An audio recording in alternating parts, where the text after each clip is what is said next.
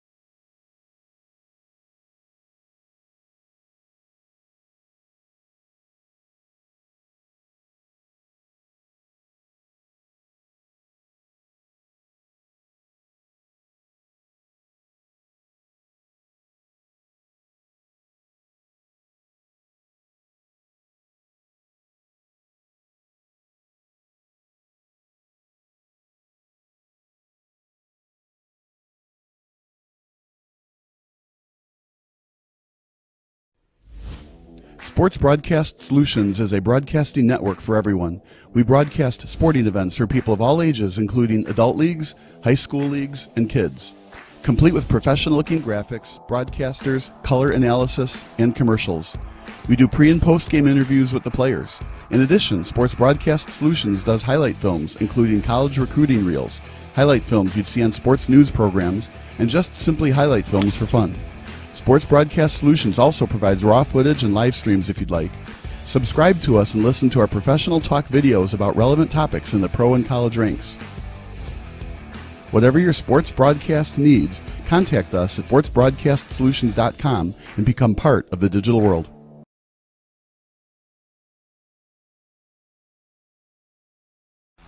Missing your child's sporting event just plain stinks.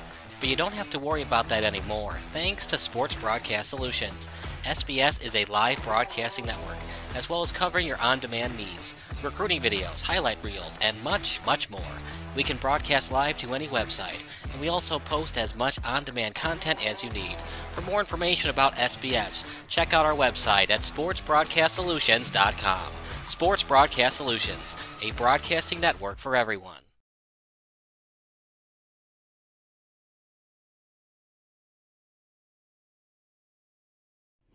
Sports Broadcast Solutions is a broadcasting network for everyone.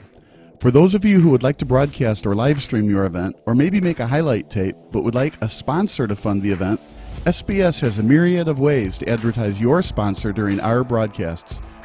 We have commercials. We have on-air reads by the announcers. Albatross Physical Therapy and Wellness specializes in pain-free. We have graphics. And we have watermarks. Finally, Sports Broadcast Solutions can create a commercial for you or your sponsor. Whatever your sports broadcast needs, we are at sportsbroadcastsolutions.com. Check us out and become part of the digital sporting world.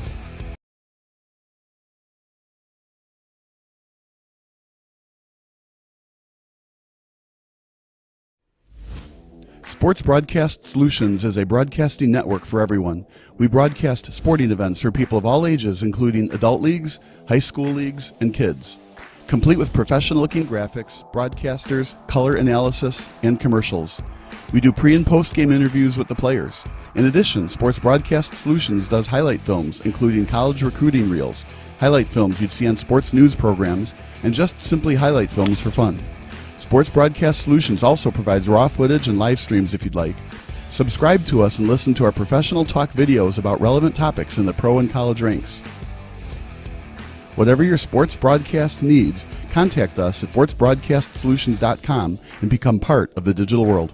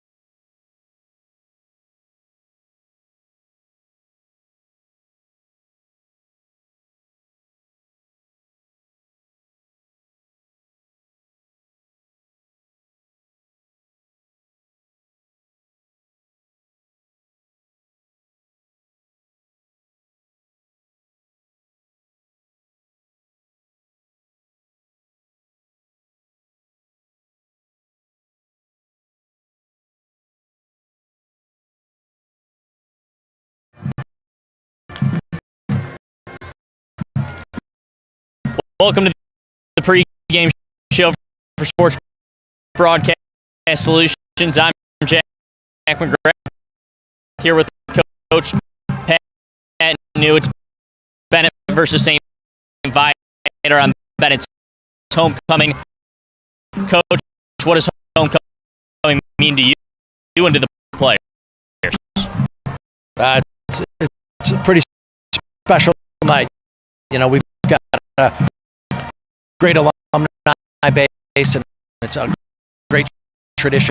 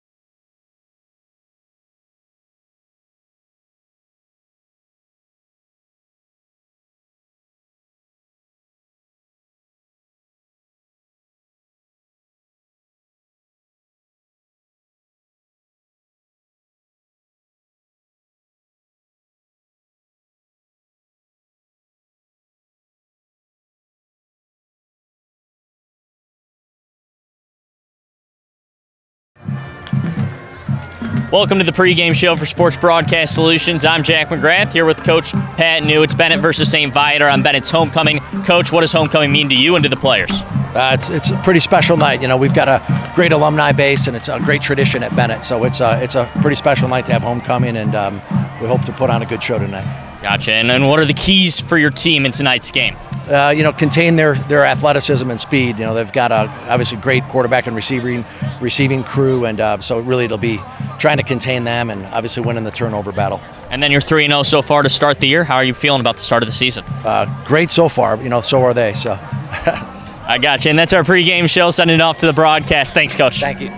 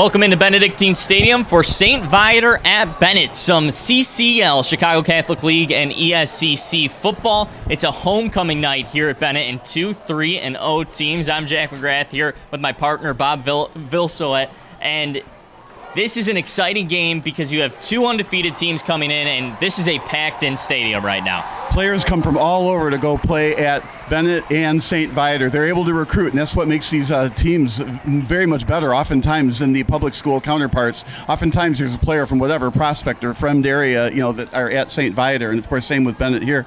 We have the pleasure, Sports Broadcast Solutions, of being called in to do the signings and stuff like that. So it's a recruiting thing for Benet, and so they get players from all over. Of course, one player to talk about in St. Viator. Yes, of course. Well, their quarterback, Cooper Komet, has been phenomenal so far this year. 422 yards and 9 touchdowns throwing the ball to start this young season. There's a lot to like about him, Bob. Yeah, and what I want to know is Cole here in person, or maybe there's a chance he's watching on the broadcast? Well, his brother Cole, of course, plays for the Chicago Bears. Tight end, played at St. Viator himself. Bears play in Indianapolis this weekend, though. So now we're sure where they're at. They could already be in Indy to take on the Colts. Good start to the year for them, as well as we get things ready to go here. Talked to Coach Pat New in the pregame show, and he told us it's a great start to the year going 3-0, but Viator on the other side, they're feeling pretty good themselves going 3-0. Both these teams haven't been 3-0 for a few years. Last time St. Viator was 3-0 was in 2021. Last time Benet was 3-0 was 2019. So both these teams trying to get back to some winning ways. Right, and trying to figure out what the story of the game is, right? So Benet scoring 42 points a game, right? In St. Viator, they're very stingy. They've only given up 13 points this year. So I feel like it's going to be a very potent offense versus a very stingy defense. Marching band on the field now. Once again, we mentioned it's homecoming, and these homecoming games, Bob, they just have a different feeling. There's a lot more excitement in the stadium and in the air. Well, and I like where we're at. First off, it's a gorgeous night, right? The sun is down, so it's not in our eyes. It was in our eyes earlier. There are millions and millions of fans here, and many of them in togas, which is, I think, very interesting. It must be toga Greek night, theme, right? I think, is what they Is that what said. they called it? Okay. And, we're up high in the press box, but it's just a gorgeous stadium here, Benedictine. We're about 1 minute away from kickoff. Last week, Benet took back a kickoff for a touchdown. They have a lot to like on special teams, especially Marty Rogowski, who has been phenomenal. 7 touchdowns over his last 2 games this season. He's a phenomenal running back, and when you have an electric player like him, St. Viator's going to have a tough time stopping it. Well, that's the thing, though. There are good players on both sides. And if you had to predict who was going to win, I always like to try to predict somebody's going to win 21-20, right? I have no idea. This is one of those games that this had Las Vegas odds on it. It's a pick'em game. So I'm going to say, 21-20 in favor of, I'm just going to say the home team just because we are here at the home stadium. But St. Viator, deserves better on my prediction there. They do call it a home field advantage for a reason. Michael Conway, the kicker for Benet. Where's number 37, just a sophomore. Back to return for St. Viator. Number 1, Davion Ellis, all-conference player last year.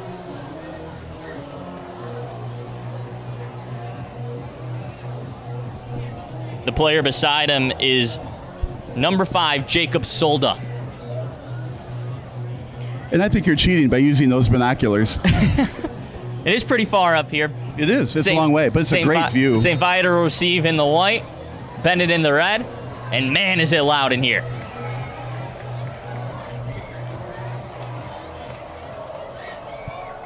Kick is away.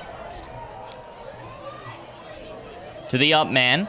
Out across the 20 to the 25-yard line. Out to about the 27, and that's where St. Viator will start their drive with quarterback Cooper Komet. And he has a good group of wide receivers. I talked to Coach Dave Archibald earlier today, and he told me every single wide receiver on the field has a different skill set, but it meshes very well. They can do everything on the field.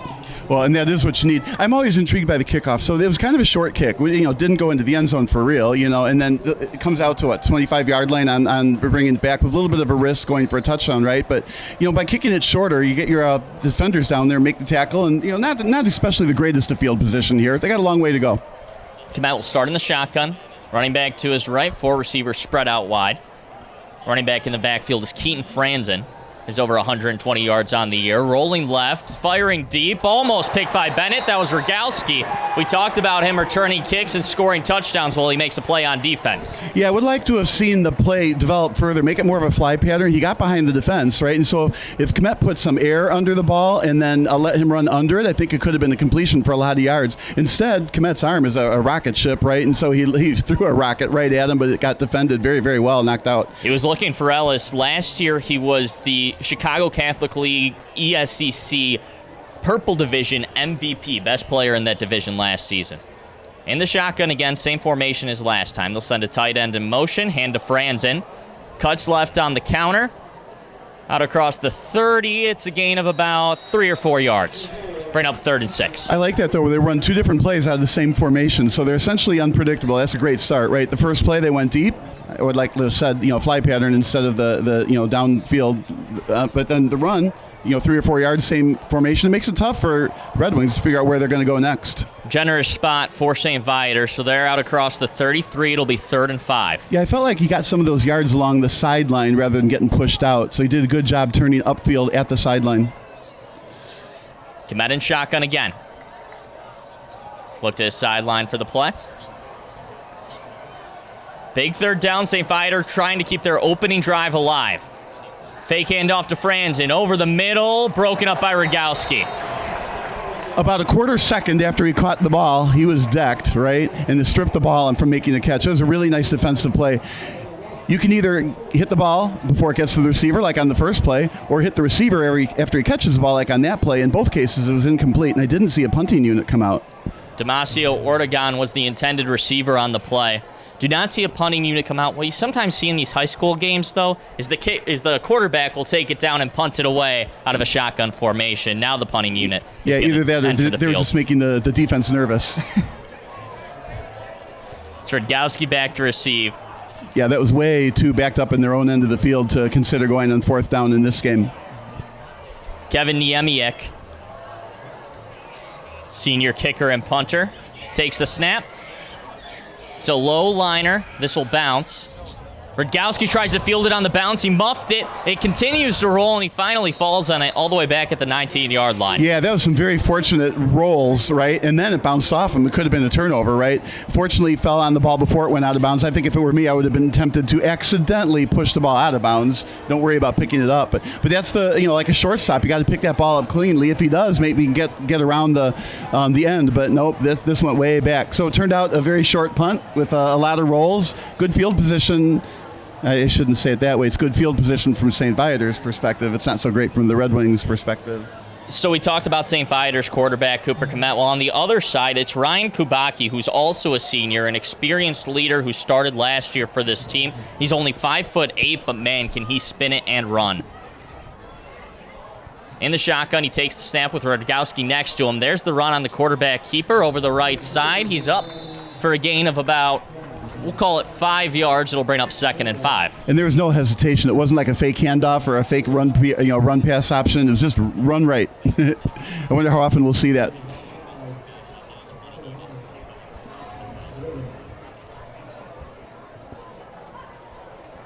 Benet settling the offense. Rodgowski once again standing next to Kubacki. 2 receivers to his left, 1 to his right. A big receiving core for Benet. 3 people above 6 feet. Tossed to Rodgowski, and he's stuffed. There's a couple of flags on the field. Well, we'll wait and see what those calls are. I always laugh when I see the multiple flags. I'm like, okay, one of the referees saw something, and the other referees copycat and just throw out some flags like they actually saw the play, too. Discussion between the referees. They're talking to some Benet players. Yeah, we haven't seen a preliminary sign yet. It's a block in the back. So that'll back Benet up. Oh, and then a face mask, so offsetting penalties. So we're on about the 2 flags. There you go. Yeah, I got busted. So those refs did not copy each other. They saw different infractions. Let's give this announcer one demerit and the referees some credit. Well, let's do it again. 2nd and 5. From about the 24-yard line. Benet with the football. First time tonight, 0-0, 10-19 to go in the game. In the first quarter, I should say.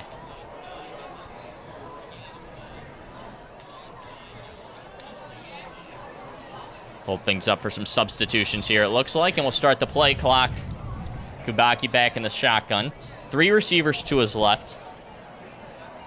New man in the backfield next to him is Salvino. Salvino will be the lead blocker on the keeper for Kubacki over the right side again. It looks like he may have picked up the first down. He did. And looked like exactly the same play. Just run right, no attempt at any kind of faking with the handoff or a pass. Just run right and let your line do the work for you. And it does move the chains.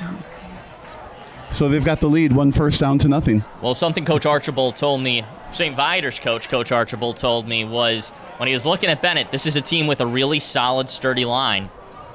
Kubacki's going to try to run behind it. In the shotgun again. Kubacki sends a man in motion, fakes it to Redgowski, hands it off over the middle. And that is Redgowski, who picks up about 6 or 7 yards. Second down, but Benet has second and short. Strong run, right side again. I'm wondering if they saw something in the St. Viator film that says, teams can run right, but maybe not so much on the left side. We'll see how that plays out the rest of the game. Second and short, this is usually where you might see some play action passes. 2-3-0 teams going at it. Viator, a vaunted defense. Kubacki rolls to his left. Looks like he might tuck it. He'll throw it away. Yeah, that was closer to being completed than I thought, but it is out of bounds and now third. So just like you said, play action on second and short. If they make the pass, they get the first down. If they don't get the pass, well, if they're third down, hopefully they think they're going to pick it up, I'm guessing, on the ground. We talked about this Viator defense, and they're giving up just 4.3 points per game against them. It's phenomenal numbers right there. Bennett's offense, 42 points per game. So it's strength on strength. Heavy formation for Benet. Take it off. They'll hand it off. Redgowski over the middle, and he's carrying tacklers with him. Ball comes out at the end, but referees will say he was already down. So St. Viator was tackling the football on that play. And again, it was a run. You said over the middle, maybe to the right. But either way, it's on that right side of the line that's making the move for Benet. So St. Viator's in a 3-4 defense. They might have to, lean toward their left side to stop that running from the Benet on the right. Again, we'll have to see how that plays out. But every run so far has been to the right. Now it's with the strong side. They got a tight end on that side this time. 3 receivers spread out to the left. Salvino stands next to Kubacki. Change the play at the line of scrimmage. 8:25 to go in the first quarter. We're scoreless. Kubacki over the right side again. If it's not broken, stick with it, I guess. He's out across the 40-yard line. Another gain of about 6 yards. Well, they've got the Ohio State red-colored jerseys, 3 yards in a cloud of dust. I always like to say 3 yards in a cloud of these rubber pellets that are on this turf. But nonetheless, this isn't 3 yards in a cloud of pellets. This is like 5 or 6 yards in a cloud of pellets every time they run. So far, I haven't completed anything, but the running game is absolutely working. If you're getting 5 or 6 yards every single carry, why ever go away from that? Well, and worse, 5 or 6 yards every carry to the right. So St. Viator's going to find out how to stop that. Still in that same 3-4 defense. They haven't adjusted anything yet. Heavy formation again. Kubacki, hands off. Redgowski. Looks like he'll be close to the sticks, and he's over this will be a first 35 for a first down. Yeah, this will be a first down. Anytime in high school football, right, you get near that first down marker, they just generously mark it and move on. They don't like to measure. But clearly he made it past the first down. But more intriguing from my perspective is he went up the middle and then cut back left. 2-3-0 teams going at it. Both in the same division in the Chicago Catholic League ESCC. 7:26 to go in the first. Benet looking to cap off their opening drive with a score against a tough St. Viator defense. Kubacki takes the snap. Fakes a handoff. Over the middle. Open. That's Doyle with the catch. He had 2 touchdowns last game. He'll pick up where he left off with about a 20-yard reception. What we can say here is this excellent execution by Benet, right? They've got all those runs mostly to the right. Obviously, that makes it real tough. You want to play downhill if your defense to stop those runs, and that opened up the middle. The linebackers had to go down to protect the run, and then the pass went right behind him on that slant over the middle. Benet will hurry it up. Yeah. Full formation again. Kubacki in the shotgun, takes it. This time he will hand it off. Redgowski over the right side, splits it towards the sideline. He's down to about the 6-yard line. We're going to have to put a repeat key on that right side comment, right? Redgowski over the right side. A long drive here for Benet as well. Yeah, the field position they had wasn't exactly terrific. St. Viator went 3 and out on their opening drive, and we're down to about 6:25 to go in this first quarter. And we got to watch that. St. Viator's going to have some kind of offense to hold the ball and to, obviously not let these long drives happen at the same time. Same full formation. Receiver goes in motion. That's Doyle. Handed off for Rogowski to the 3, to the 2. Reaches. Did he get it? No, he did not. He'll be tackled at the 1-yard line. Yeah, it strung it out, but nonetheless, it gained enough yardage to get 3rd and 1. I mean, I would be surprised if the ball goes into the air. All I can think of is Marshawn Lynch in the Super Bowl. Do not pass it this time. So the first down marker was at the 1-yard line because they were tackled at the 11 before. So that's going to be a first down. To me, this has got to be 4 runs, and it's obvious to me, maybe run left the first time to keep the defense honest, and you get a touchdown. If not, then run right until you score. Let's see what they do, though. Heavy set again, just one receiver out wide. Kabaki takes it. Rogowski into the end zone, touchdown. His 8th touchdown in 3 weeks, and Benet takes the early lead over St. Viator, scoring against a tough defense. Yeah, he's a tough runner. Rogowski, fantastic. So great start for Benet, 6-0. Now we got an extra point coming. And St. Viator is up against it. They haven't been able to stop him at all, and they had a 3 and out on the first possession.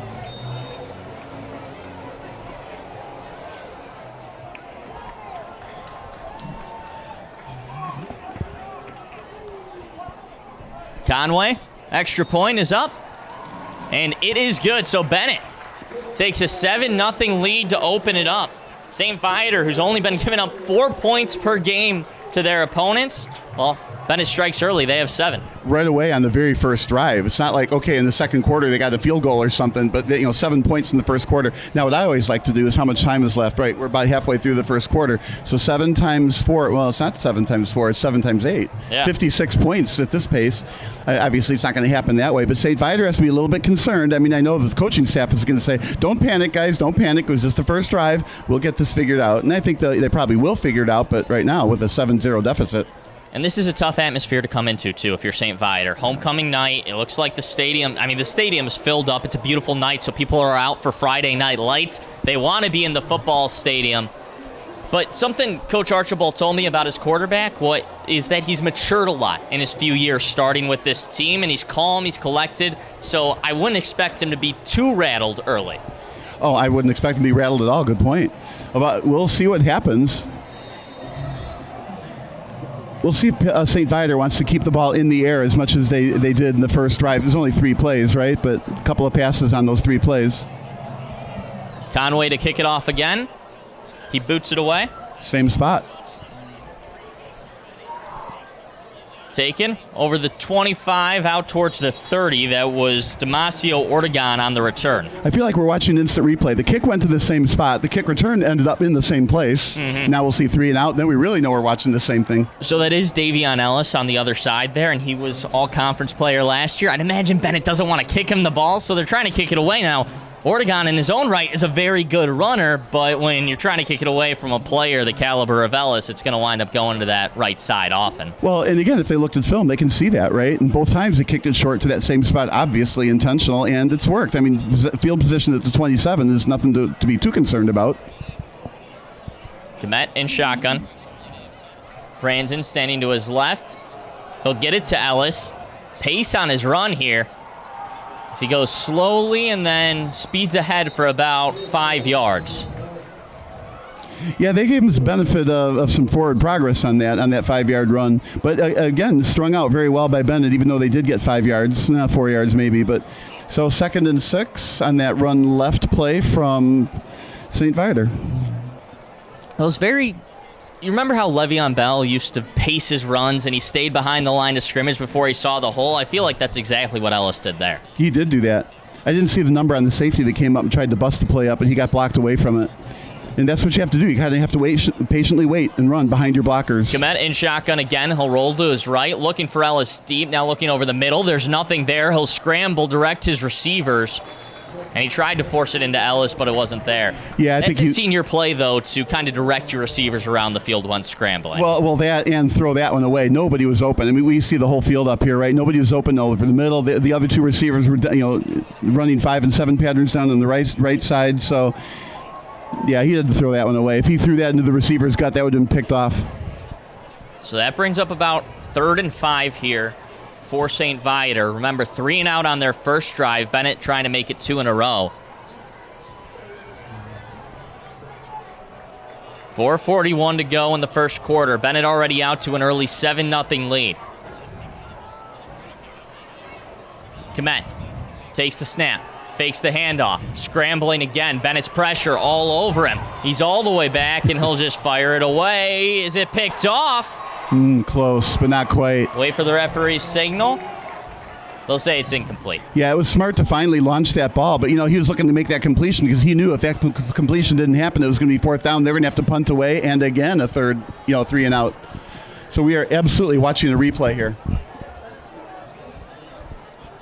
And while we get ready for the punt, let's take in our sideline reporter, Sam Corbett, who's got something for us. Yeah, thanks, Jack. I overheard on the sideline Bennett's linebacker, Quinn Devine, saying, no reason we can't be this loud all night. Loud voices, loud running, loud tackling, and some extra added words as well to fire up his teammates. But that's the overall energy that they're looking for on homecoming night. The snap is over the punter's head.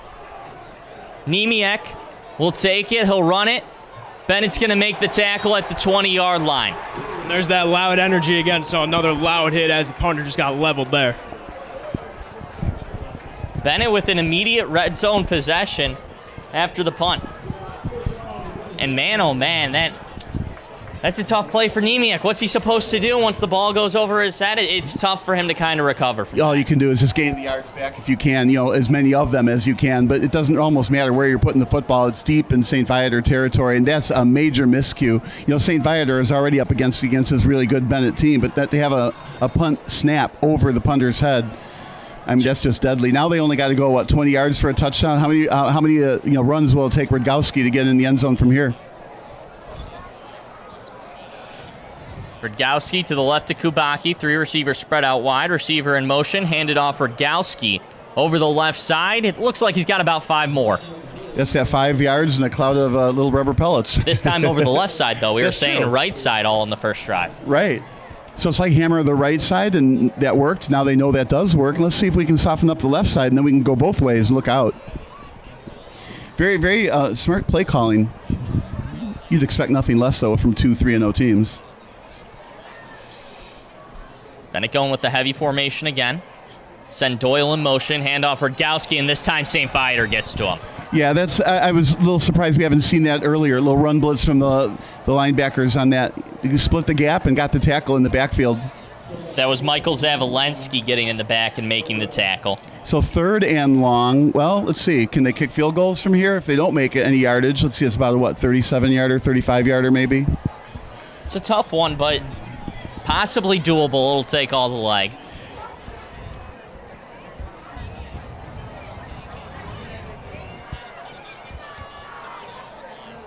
Kubacki in shotgun. Takes the snap. 4 receivers out wide. Throwing it to the sideline. Doyle makes the catch, goes out of bounds. Did he get the first down? He did. Knew right where the sticks were. And he's over the 10-yard line, out to the 8-yard line for the first. Boy, scouts have to be looking at him. He was running on the run, just threw it off the right foot. A little awkward footwork, right? But the pass was right on the money. And 2 defenders chasing the receiver out of bounds. Just a perfectly thrown ball. You couldn't hand it to the receiver any better than that. So now you've got runs that work to the right, runs that work to the left. You got a passing offense over the middle, a passing offense over the right. If you're St. Viator, how do you stop this? And now empty backfield here for Kubacki. 2 receivers spread out to the right. That's Rudgowski all by his lonesome on the left. Now they'll send a receiver in motion. Doyle, it's a keeper. Kubacki over the middle, out to about the 4-yard line. Forward progress keeps him going. Yeah, he doesn't want to go down, that's for certain. A little bit of scuffling after the play, and that's going to happen when your quarterback gets thrown down.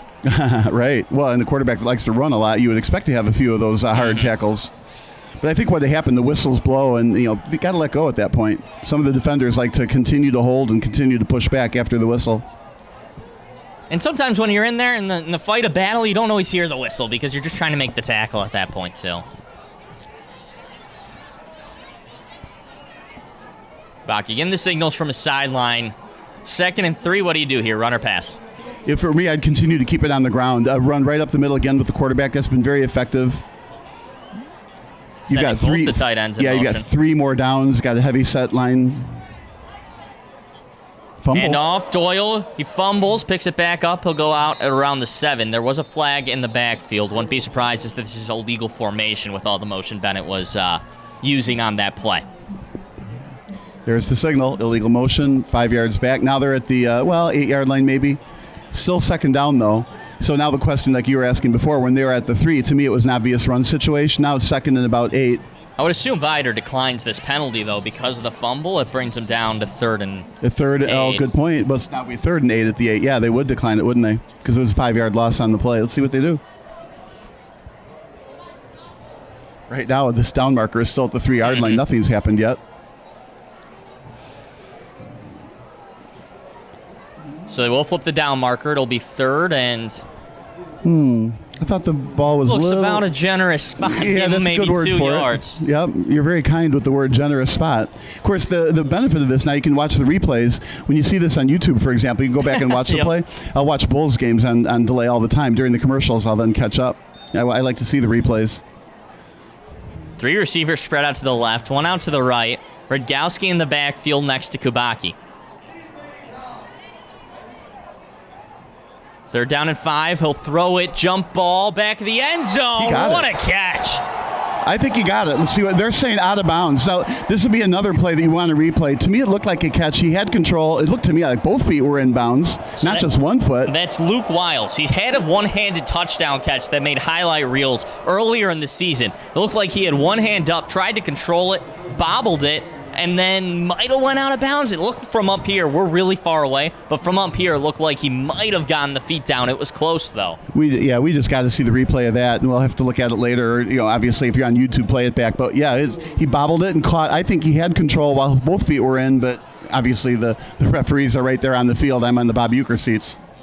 Conway, field goal is up and good. And the way he's kicking those extra points, I do think he has some distance on that leg, too. You were asking earlier about the 35-yarder. I think that's certainly in play and maybe even longer than that. Yeah, I'm with you on that 35-yard field goal. Well, it ended up being I didn't notice the yard when he finally kicked it, but it was a good thing also to take the 3 points. If they had gone for it on 4th down and another pass that didn't get completed, you still have a 1-score game and you're without the football. Here, at least, if nothing else, you got a 2-score game. But it's still very, very early.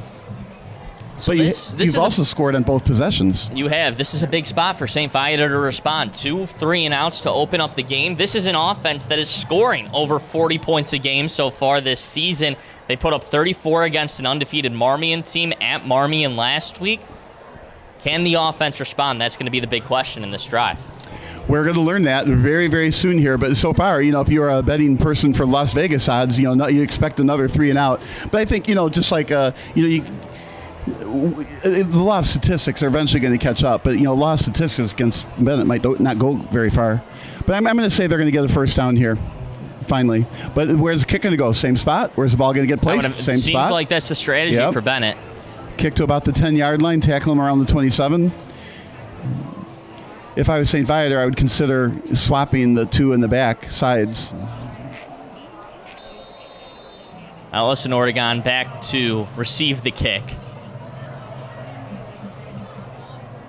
Here's the kick from Conway. To the right side again. Same spot. This time a little bit deeper, all the way back to the 5-yard line. Ortegon takes it over the right side, breaks free, and gets over across about the 32-yard line. So he got 5 yards more. Mm-hmm. So the interesting, though, he kicked the ball 5 yards deeper, and they return it 5 yards further. What does that say? Don't kick it so deep again, right? All right, Cooper Komet. Cooper Komet, here he comes. We had a question in the booth earlier. Do the high school teams use the new same NFL kickoff rules? The answer to that is no if you're watching at home. But how do you feel about that, Bob? I am not a fan. I watched it in the XFL, and I was like, oh, God, I hope the NFL doesn't use it. Sure enough, the NFL is using it. I don't like it at all, but I get why they're doing it. They're trying to prevent the CTE injuries on those coverage plays. Komet sends a receiver in motion. Takes the snap, looking for the bubble screen, pumps, fakes, gets it to Ellis on the screen on the inside. He's going to break free. He's over the 50, jukes another man. He's got blockers in front, and look at this run all the way to the 30-yard line. And that's why he was the Conference Player of the Year last year. Oh, and he had a perfect play call on that, a screen pass right over the middle, and obviously the linemen are past him, and it looked like he wanted to do this like on the kickoff return. Went left, then went right, followed his blockers. Benet just couldn't catch up to him. Good pace to his running. We mentioned that earlier. 3-star recruit. Already has 4 touchdowns so far this season. Well, you can see why he gets them, that's for sure. First time that St. Viator has been in plus territory. Cometez in the shotgun with the running back next to him. 4 receivers spread out wide. Takes the snap. It's a handoff over the left side. Lowers the shoulder and out across the 20. Keaton Franzen on the carry. Gained about 9 yards. It'll bring up 2nd and 1. Oh, I think they'll change the signal and give him a first down. I think you had it right. He gained about 9 yards, and that's why you're moving the chains. This is high school football. You move those chains. Told you, when you get close. Where I learned that was right here in Benet when we had, I can't remember the announcers' names. I want to say Mike and Dave. We used to put the games for them, and then they would do the broadcasts, right? And they would say that, man, you get anywhere close to that first down marker, and they move those chains. And sure enough, that's what high school football is about. Franzen switches sides for Comet. Quarterback hands it off. Franzen in the backfield. He's wrapped up by this strong defensive front for Benet. Yeah, that's a drive killer. We talk about defensive ends getting X number of sacks during the year, and that stops those drives. And that's why you only get 17 sacks. Doesn't sound like that many sacks when played out with 50 offensive plays per game, right? But that stops 17 drives, right? That play lost about 6 or 7 yards, second and very, very long for St. Viator. Puts them into a passing situation, maybe another screen pass situation, then they score a touchdown. Yeah, but you have to remember, this is going to send us to the end of the quarter. So we'll take a quick break here and send it to commercial. So far, Benet leading 10-0, but St. Viator is driving. Both teams trying to keep undefeated seasons alive. We'll be right back. Benet and St. Viator.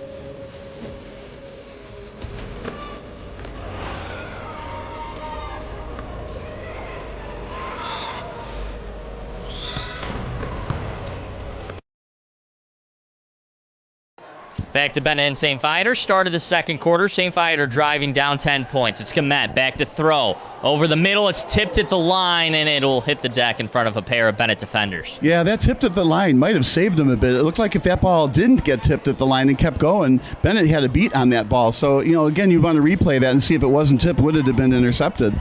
Say this is about 3rd and 17 here for St. Viator. Yeah, you can't help but another screen pass, but I think I would spy that running back again. Don't let some all-conference running back beat you on the 17-yard screen pass. That's Ellis with the big play that got him down into plus territory. Franzen stands to the right of Comet. Bennett's defensive line, very good. Couple of all-conference players up the middle. Ellis in motion, and it looks like one of the offensive linemen for Viator jumped. I like the Benet defense. They got 4 down linemen. We've seen some of the teams in high school run 3-4 defenses, and I just feel like in high school, it's just you can get overpowered by a couple extra tight ends, but not Benet with their 4 down linemen here. And that's one of their strengths. Joe Rohde is a commit to Butler University as a defensive tackle, all-conference player on the edge. Liam Rooney, Declan Walsh also playing on the inside as one of the captains of this team, so a lot of talent on that defensive line for Benet, and when you have that talent, you have to bring them up and let them rush. Well, now they got the normal 3-4 defense on this 3rd and 22. 3rd and 22, but you also now want to drop your secondary a little bit. Don't want any big plays. Komet rolls to his left. He'll pull it down, keep, and just step out of bounds at about the 28-yard line. Yeah, that's a tough one, too. The temptation is throw it, let it get intercepted at the goal line if you have to, but this is a 47-yard kick if you're thinking of kicking, and it's way too far to go on 4th down, 4th and 20. You know, you were speaking of the D1 recruits happen to know the volleyball team, right? This Benet volleyball team is like fantastic, right? They got 11 D1 recruits on it. And I'm thinking if you're a D1 player, you're on the JV team and you're a D1 player. I mean, I see foresee a state championship for Benet volleyball coming up soon here. Benet volleyball, very historically good. They are going for it on 4th and a mile and a half. What do you do here? Screen pass, or do you just throw it up down the field? If it were me, I would throw it up for a jump ball at the goal line. But screen pass is a good choice, too. Looks like he'll be the jump ball. Komet drops. He'll step up towards the line of scrimmage. Fires over the middle. It's caught off the deflection. That's Ortegan. And does he have the first down? It's going to be close. It depends on the spot. Lucky play for St. Viator. They are calling it complete and a yard short. Lucky then unlucky, I guess. They will say it's a yard short. So St. Viator almost pulls off the miracle on 4th and long. That would have been on every highlight film, the kind you send into Sports Center, right? But a yard short. Man, oh man. Well, all right, so by going for it, a pooch kick wouldn't have gotten any better results. You know, throw at the goal line, whether it would have been caught or dropped, now we don't know. But a yard short, the turnover, Bennett's ball. Benet will start their drive at their own 10-yard line. Having scored on both of their drives earlier. 11:20 to go. Benet leads 10-0. St. Viator's defense so far this season has been very difficult to score against, giving up less than 5 points per game to opponents, but Bennett's had no trouble driving the ball downfield, and they've had a couple nice throws, but really it's been the running game that's powered up. Yeah, Rogalski especially. Kubacki as well. It's like a perfect 1-2 punch. Send both tight ends in motion. Kubacki takes it on the screen. He'll get it to Doyle. Has a little bit of room in front of him. He'll be near the sticks and just short. I don't know. The 20-yard line. Depends where they mark it. I think, yeah. They'll move them. Those chains are moving again. That's a very basic play. It's a pass out into the flat. Receiver has it. One-on-one plus a blocker. Rogowski had the touchdown earlier for Benet. 2 3-and-outs for St. Viator to open the game. Then a big run by Davion Ellis got them into plus territory, but were unable to convert on 4th and long. Leaves us where we are here with Benet driving at their own 20-yard line, looking for a 3-score lead. Kubacki takes it. Play action. Looking long to Doyle. He's got it.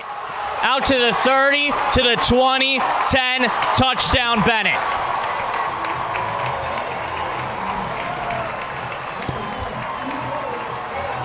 Doyle had one-on-one and beat his defender downfield. A great throw by Kubacki, and Benet has a 3-score lead. Great throw, doesn't even describe it. It was perfectly placed in his hands. He threw the ball when he wasn't behind the defender, outran the defender to catch the ball perfectly in stride, not even a little bit slowed up, and that's the play you send into Sports Center so far today. Wow, 17-0, 3 straight drives and 3 straight scores. 16-0, pending the extra point, but Conway's been perfect so far tonight. 10:51 to go in the second quarter, and Benet is rolling on homecoming. I was going to bring it up, but didn't they? On that little screen pass into the flat, went to the left side, so that opened up the wide side of the field to the right, which is where the long touchdown bomb actually occurred. So to the wide side of the field, there's a lot more room to get under that ball than had it gone to the left. So it was also very well set up. Snap, hold, Conway up. And no good. So never mind about the 3-score lead. It'll remain 16-0. Looks like he was wide on the kick. Yeah, 3-score lead, but you got to get 4 scores to actually get those 16 points, right? So it's either a 3-score lead or you got to get in the end zone 4 different times. Whatever, it's a big lead, early in the second quarter, so there's still lots of time. But we're getting closer to 56-0 than we are to 21-20. 2 3-0 teams going at it. 2 teams in the same division of the Chicago Catholic League East Suburban Catholic Conference. First time they're in the division this year, same division, as Benet switched from the white to purple division. Only 6 undefeated teams left in the entire conference. Benet and St. Viator, 2 of those teams. One of them going home with a loss tonight, but Benet doesn't look like they're going to be the ones to let up, at least so far. Yeah, at least so far, right? But that's the trouble when you have 2-3-0 teams playing early in the season. I mean, St. Viator may end up, 8-1 at the end of the season, just this one loss. They're a superb football team as well. But on the away field with a big crowd and a wonderful broadcast crew, I like it when Benet scores and the fire, the ambulance lights go off. It's a fun atmosphere here tonight. Well, that's at the Benedictine. thing. Yeah, that's the thing. They're at a college stadium. It's got that college atmosphere, even though they're in high school and they're used to playing here. Conway kicks it away. The right side again. Ortigan on the return again. This time he'll bend it left, trying to make a big play. He's over the 20 to the 30, a little bit of room. It looks like he's got that big play over the 40. He'll cut it back over the middle, have it at midfield. That was a terrific run. I was thinking to myself in the middle of it, don't go that way. No. Now don't go that way either. And then all of a sudden he gets around the outside and cuts it back into the middle. And what a terrific return at midfield now. Trying to give St. Viator a spark here. Look out for that name, Damasio Ortigan. Just a sophomore this season, number 6. He's been good on a couple of returns. He's the one who also had that catch that almost converted on the 4th down. Like you said, keep an eye on it, right? That'll be fun when we're here 2 years from now at a St. Viator game, maybe at St. Viator, right? And remember when he made these plays at Benet?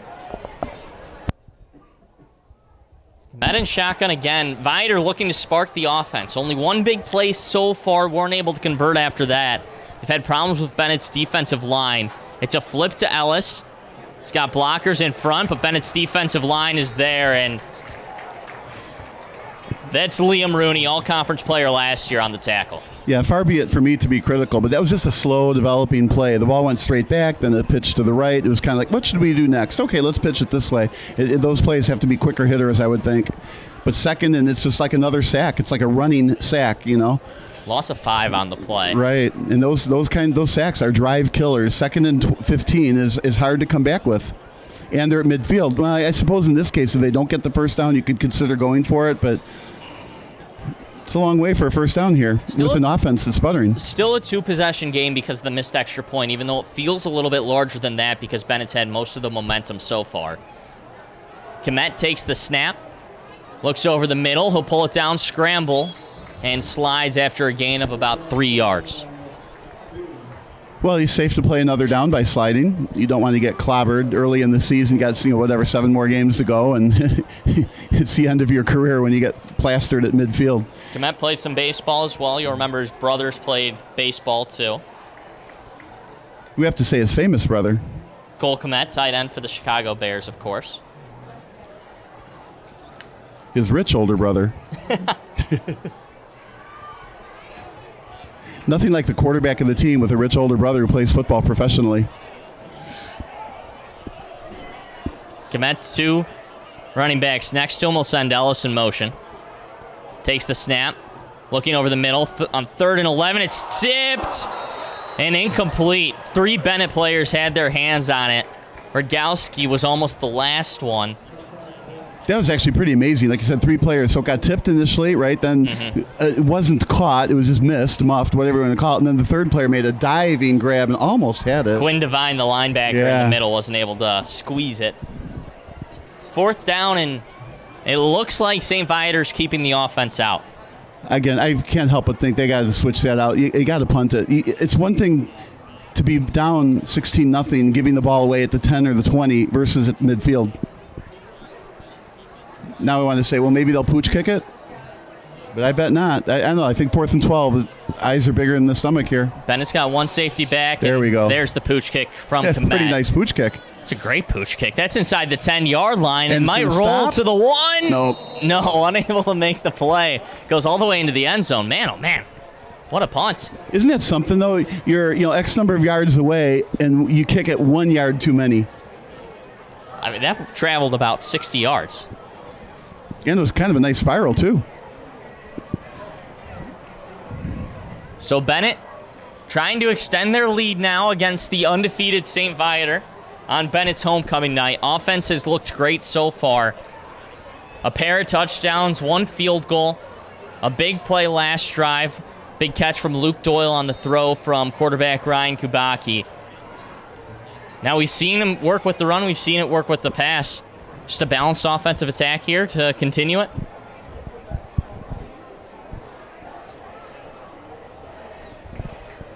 Kubacki sends both his tight ends in motion once again. Takes the snap, hands off. Rogowski over the left side. Looks like he's got some grass in front of him. He'll get the horse collar tackle. There was one guy left to beat. If that tackle isn't made, though, Rogowski might be looking at the end zone. J.R. Clary, 6'5". He's got long arms, just reached back.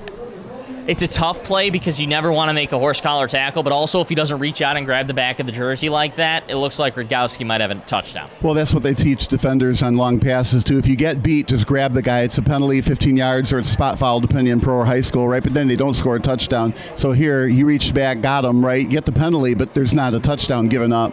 Last resort, it did work, and obviously you risk injury. Pushes Benet into plus territory towards the 45-yard line. 16-0 Red Wings lead over St. Viator. 8:32 to go in the second quarter. It's been all you could ask for in the first half for Benet so far. St. Viator's offense hasn't been clicking. Bennett's offense has been on a roll. Two undefeated teams going at it. Kubacki takes the snap, fakes the handoff, looking long. He's got three receivers back there. He's got one, but he falls down. I hope no flag comes out. I didn't see one. It was just, incidental contact. The receiver goes down. But I'm sure the fans around here are saying, throw a flag, and maybe even the team is. But when feet get tangled, that's not the time to throw a flag. That was a good no call by the referee. That was Ben Albert who was open wide over the middle. Well, and wide is a relative term. He did have a little bit of a gap to throw that ball into, but we're expecting that ball to get a couple, 2 or 3 feet, 40 yards downfield. That would have been a heck of a throw. Brings up second and long for Benet. And I also think the defender was running stride for stride, so the pass went a little bit to his left. And so that's what caused the collision. The pass went to his left, right? Had the pass been thrown straight ahead, that collision wouldn't have happened. I still think it would have been overthrown. Then is struggling to figure out the formation here, and that's tough. When all your receivers are downfield, you all have to trot back and figure out who's supposed to be on the field for this next play. Well, at the end of all that, 2nd and 10. Kubacki. In shotgun. Rogowski over the middle. Gain of about 3 yards, we'll say, brings up 3rd and 7. I thought he was going to get a lot more yards, but caught from behind on that really good tackle. Rogowski having a phenomenal year. He has 8 touchdowns over the course of the last 3 games for Benet. Now, if I'm Benet, 3rd and 7, I'm thinking you could either try to pass for it, but then you got to punt if you don't make it. 4-down territory? Well, if it is 4-down territory, I think you still run twice somehow. Quarterback draw, run wide. Pick half of this up on one run here. Looks like Viator's bringing more pressure from the right side. The run on the right side's been working. This time it's the left side and cutting up the middle. Rogowski, he'll be close to the sticks. Yeah, I like that run. It went, like you said, to the left side, and we haven't seen the 6 moving yet, so he must be a yard short. Nope, there they go.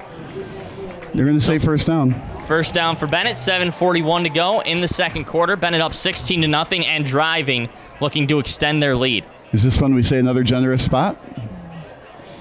Say it was close on that one. It was in the middle, so tough angle for us from up here. 3 receivers spread out to the left side. Rogowski stands to the left side of Kubacki. Sees the movement of the linebackers, looks to his sideline, and gets a new play. Take the keeper over the right side. Cuts it outside. Flag is down on the play as Kubacki gets shoved out of bounds. That's probably holding, right? And that's a shame. They were doing so well on the ground, but that's also a drive killer. Maybe it won't kill Bennett's drive, right? But it's pushing them back 10 yards.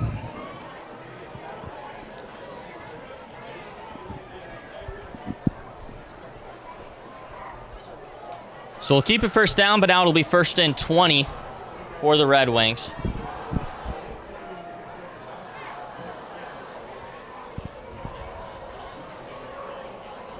Benet on their homecoming night, a packed-in stadium, a beautiful night for some Friday Night Lights football. A tough Viator defense, but Benet hasn't had any problems yet. It's going to be a tough pickup, though. Need a few yards on first down to make this a little bit easier. Quick pass out to the right side on the down and out. That was a good catch. As a rule, I don't like to throw those passes to the sidelines, not with high school quarterbacks that don't have the rocket arms, right? But that was just outside the defense by what, a foot or two? That was a close, yeah. Kubaki's got a very strong arm. That was Luke Wilds on the catch, who almost made the highlight catch in the end zone earlier. Yeah, any slower on that pass would have been knocked down or certainly intercepted, and then you go 6 the other direction. So I think a risky pass, but it was well executed, though. Gets the yardage from the holding back. It brings up 2nd and 10.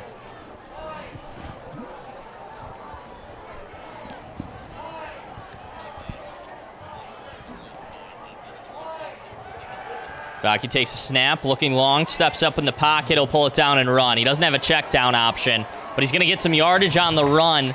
He'll be close to the first down.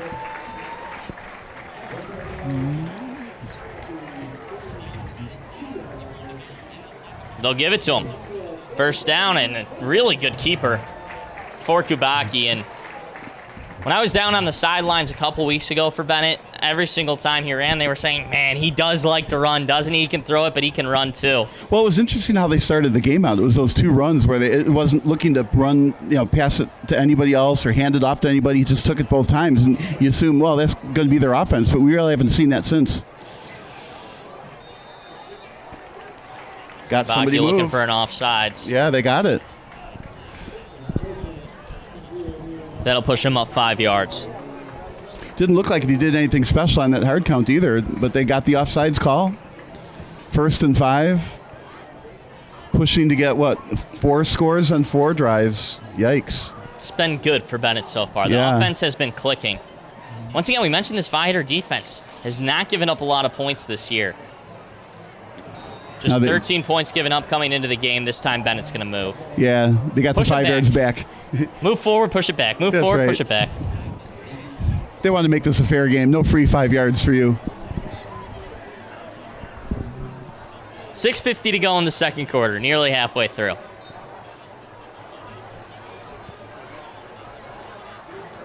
Two undefeated in-conference foes going at it. Benet looking to break this game open.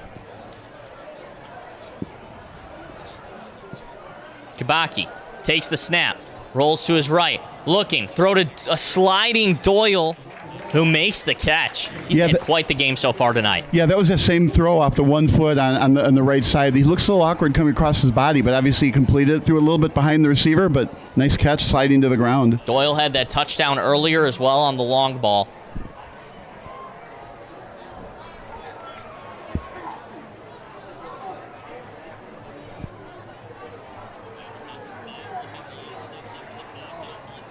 It's going to be 2nd and short here. And again, if I might hammer the ball up the middle, maybe the right, but keep it on the ground. Hand off Rogowski over the left side, out across the 10-yard line. So it was enough to pick up the first down a little bit more. Looks like about the 10-yard line. And an injury. Looks like a player's down here for Benet. Yeah, we don't like to see that.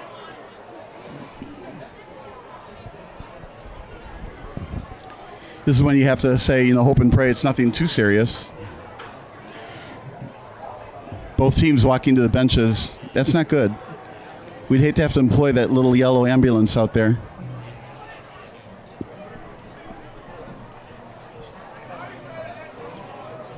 We'll hope the player's all right here, but we're going to send it to a quick commercial break with the player down.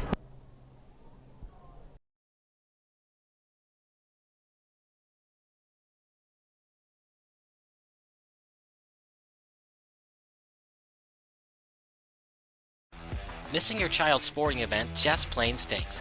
But you don't have to worry about that anymore, thanks to Sports Broadcast Solutions. SBS is a live broadcasting network, as well as covering your on-demand needs, recruiting videos, highlight reels, and much, much more. We can broadcast live to any website, and we also post as much on-demand content as you need. For more information about SBS, check out our website at sportsbroadcastsolutions.com.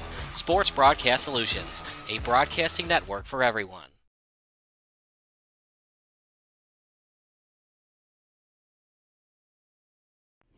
Sports Broadcast Solutions is a broadcasting network for everyone. For those of you who would like to broadcast or live stream your event, or maybe make a highlight tape but would like a sponsor to fund the event, SBS has a myriad of ways to advertise your sponsor during our broadcasts. We have commercials. We have on-air reads by the announcers. Albatross Physical Therapy and Wellness specializes in pain-free. We have graphics. And we have watermarks. Finally, Sports Broadcast Solutions can create a commercial for you or your sponsor. Whatever your sports broadcast needs, we are at sportsbroadcastsolutions.com. Check us out and become part of the digital sporting world.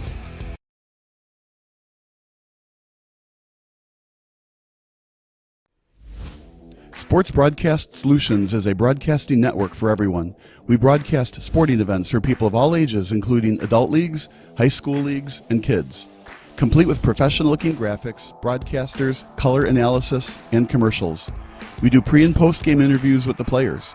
In addition, Sports Broadcast Solutions does highlight films, including college recruiting reels, highlight films you'd see on sports news. St. Viator and Benet. There's the Benet touchdown.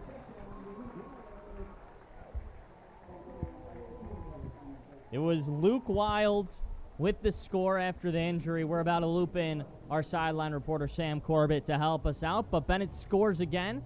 They go up 22-0 pending the extra point. And Sam, what do you got?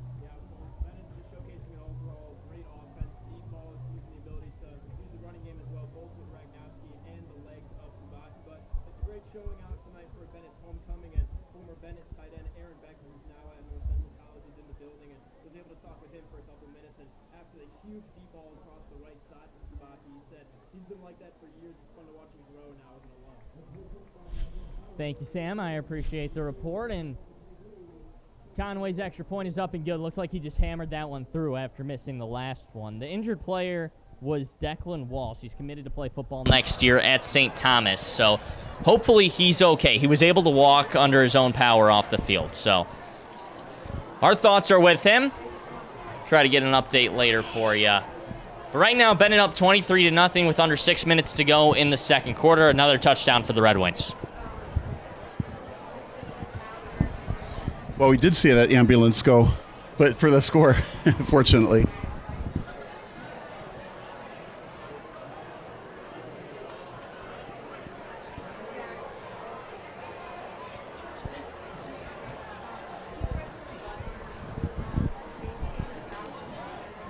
So 5:57 to go, 23-0 game. What's the mindset if you're St. Viator looking to get back in this one? They haven't really faced a deficit so far this season. That's a great question, but if I'm St. Viator, I'm like, execute one play at a time. Get a positive yardage. Okay, then another positive yardage, then a different play, another positive yardage. Move the flags one at a time. Get a first down, then get another first down. Hold the ball, move the ball, right? It does a couple of things. You're holding the ball, keeping Benet from getting the ball, but furthermore, you got to execute, got to practice your execution. And here, if you can execute against Benet, you can probably execute against anybody. So one play at a time is how you have to go. You can't think you got to return this kick, then I got to get an onside, another bomb touchdown. You have to take it one small play at a time. Conway to kick it off. So away, it'll be to the up man, who's out across the 30 to the 40. All the way nearly to midfield. Yeah, I thought he was going to go out of bounds there at about the 40, but he stayed in bounds and got all the way to the 50. That was Ethan Angst, the senior linebacker. That's like the best field position I can remember for St. Viator on those kickoffs. Mm-hmm. They've been, bottling them up. The 27 a couple of times, the 32. Now here is at midfield, but down by a lot. They'll start at their own 48, and Angst is somebody, when I was talking to Coach earlier, said he's an important player for the team. He was listing players. I said, Coach, who's important on the defense? Who are the standouts on the defense? And he just started listing players, and I thought he was going to list the whole defense, but Angst was a name that he listed. Yeah, it's one of those players that stands out. Yep, in the game recap, I asked ChatGPT who the key players on the team were, and it listed them all. I'm like, no, it doesn't work like that.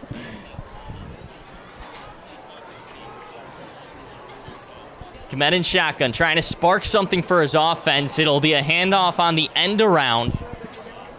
and Michael Tauscher is bottled up at about the 50-yard line. Yeah, I like the counter move. Obviously, Bennett's defense has been very good at aggressively pursuing. So you think, well, if you counter and go back the other way, maybe we can get some yardage. But nope, they stayed home on the far side, pushed the ball back up in the middle into the pressure. Really nice defense in the 1-yard gain, 2nd and 9. Can't ask for much better if you're Bennett. 5:30 to go. It's been all Benet in a battle of two Chicago Catholic League ESCC foes, two undefeated foes.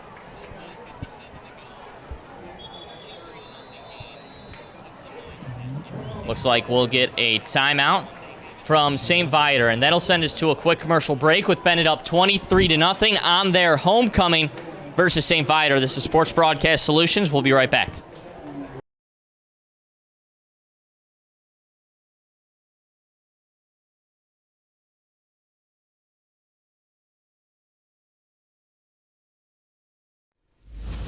Sports Broadcast Solutions is a broadcasting network for everyone. We broadcast sporting events for people of all ages, including adult leagues, high school leagues, and kids.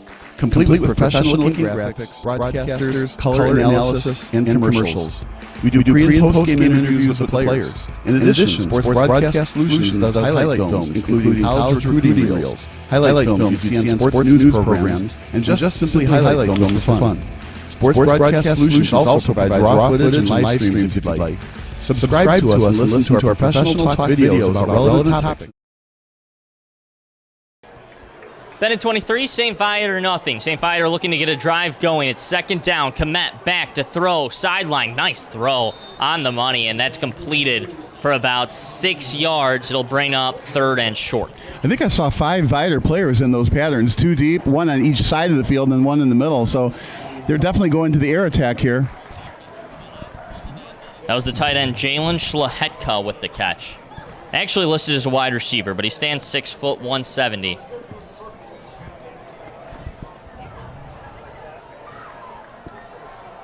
Komet back again in shotgun, 3rd and about 3 yards. It'll be a handoff, fake handoff. Komet pulls it down, throw over the middle, and moving away there. He's able to make the throw and finds Damasio Ortigan. Yeah, I wonder what that flag is about. Came from the sideline judge. And they're going to get him for an illegal man downfield. It looks like the play was blown up early, and Komet had to scramble and create something. I wonder if there was a different type of setup there, which caused the offensive lineman to be up. Not sure if maybe they're trying to set up a screen. Yeah, and usually there's like a yard or 2 grace on that as well, so he had to be more than a yard or 2 downfield for that flag to come out. Pushes him back, it'll be 3rd and 8. It's kind of like when it rains, it pours.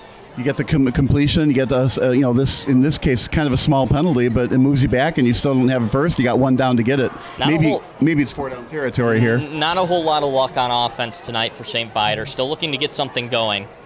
Scoreless in the 2nd quarter, 4:41 to go. St. Viator looking for a score to get back in this game. Komet rolls to his left, near the 1st down marker. He throws, picked off Rogalski. Oh, and he dropped it. Just the pause between the two. He intercepted, then he dropped it. It looked like it was in his hands, and hands were on the head after, and that was actually Jack Getz, the safety. I'm just thinking on the play. Had his hands on the football near the sideline. Yeah, but I'm preying on the emotions of it. It looks like everybody thought he caught it, and then all of a sudden, a little bit later, oh, just kidding. Brings up 4th and 8, and I think at this point, if you're St. Viator, you have to go for this. Yeah, but you're midfield. Let's see, 4 minutes to go. Giving up the ball in midfield for a 5th score in a row isn't real smart either. They punted last time, the pooch punt, so I wouldn't be surprised to see that again, but Bennett's not expecting that. And remember, Benet gets the ball out of halftime as well. Yeah, oh, yeah. Yeah, Bennett's... And it's a timeout, St. Viator. They're going to try to set up a nice play. Yeah, I'm thinking the assistant coach or somebody went to the coach and say, oh, maybe not this time, or maybe that's what the coach wanted to do. But I think punting here is the way to go. I mean, you're down 23, arguably 3 scores, right? If you get the 2-point conversions, but 23 right now. You're not worried about the 23 points. You're worried about let's get in the 1st down, and they haven't been having any luck getting those 1st downs. You do have a good quarterback in Cooper Komet, who's thrown well so far this season. 30-year starting quarterback. Midway through his sophomore year, he was thrust into the starting role. He's an even-keeled guy. He's been very mature, makes smart decisions, but 8 yards is a long way to pick up at midfield. It's a risky play, even with a veteran quarterback like that. Well, for sure, and you're also doing it against the Benet defense. That's part of the problem. The Benet defense has been terrific. You know, we get the benefit of seeing the whole entire field when the play develops, right? And we see downfield, and Benet is absolutely enveloping the receivers. They're just not open. Unless, of course, it deflects, and then you almost make a first down on a fourth down play. The offense is back out there for St. Viator. 4 receivers spread out wide, 2 to the left, 2 to the right. Running back in the backfield is Franson. Komet, big drop back. He's looking long. Throws long to Ellis. He's grabbed and knocked down. Radgowski knocks away the ball. Interesting. The ball went up, and there were a bunch of players, and of course, Radgowski is the one that is the one that knocks it down. But he wasn't interested in intercepting it either. He just put a big paw up there and said, "Nope, nobody's catching this." Radgowski was the safety coming in. Ellis had a man on him as well. And now they get the ball at midfield. So if there was a punt, with a favorable bounce, they might be at the 10-yard line or something. But instead, you're at midfield, 4 minutes and 21 seconds. You can go a long way in that. Benet looking for another score, and this could be a big one. This feels like a possible put-away drive for Benet here. I was thinking of the term, right? Knockout punch, right? They get a knockout punch before the halfway point. All Benet in the first half on their homecoming night against St. Viator. Fakes the handoff to Doyle. Kabaki keeps, breaks away from a bunch of defenders, and he probably should have just kept it up the middle, as he might wind up losing yards on this play. He's back towards the 46-yard line. Yeah, this is easy for us to say, but that's exactly what it was. He had the yardage, then broke away and went backwards and lost some of it. But, when you have a mentality like, I'm not going down, I am getting the first down, you have a never-say-die attitude, that's going to happen sometimes. And he's been a very strong runner so far tonight on those draws. That's the thing. The whole team is strong. I mean, what a great job by Benet here. And you have to, give kudos to the coaching staff with the scheming here. Bennett's first 3-0 start to the year since 2019, looking to continue that against an undefeated St. Viator team. Kabaki drops back. He's got a receiver open over the middle. It's caught. That'll be a first down. And again, running to the right, running hard to the right, he's still able to plant that foot and get his shoulders around back. You want to say across the field, but it was into the middle. That's a very difficult throw, but the receiver was open. Perfect throw, down low, went down to catch it. I mean, you can't execute any better than that. Ben Albert, the junior, with the catch. It's out to the 40-yard line, and Benet continues to drive. Nearing 3 minutes to go in the second quarter. Can Benet continue the offensive momentum? It's a screen pass. Doyle, he'll go and get it. Oh, and a tough hit in the middle as a couple players go down. Yeah, with another one of those yellow flags on the field. I like the inside screen, but it was well covered. That'll push it forward there. It looks like the penalty is on the defense, waiting for an official signal. And they will move the ball up.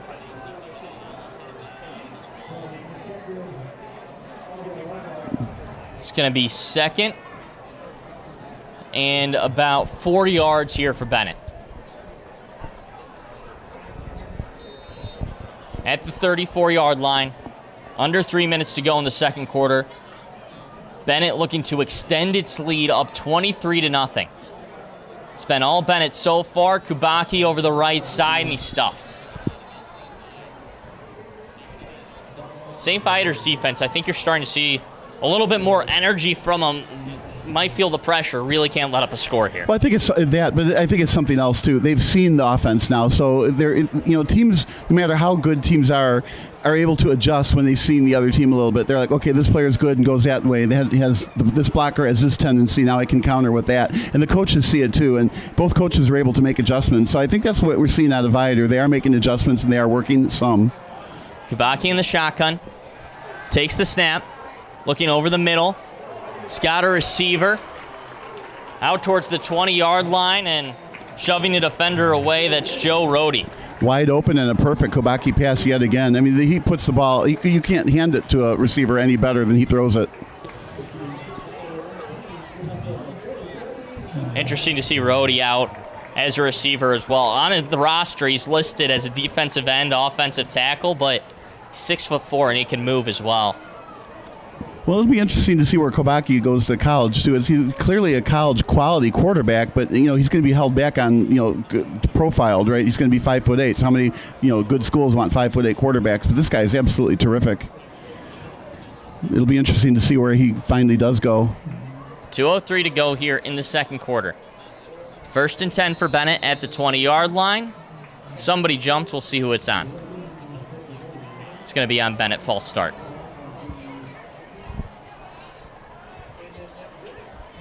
So they'll be pushed back 5 yards. That stymies the offensive momentum, but the offense has really been working so far for the Red Wings. Yeah, you almost feel like 5 yards doesn't matter the way this offense has been going. It's still 1st and 15. They still have 4 tries to get the first down. You almost feel like 5 yards isn't going to make a heck of a lot of difference, but we'll see.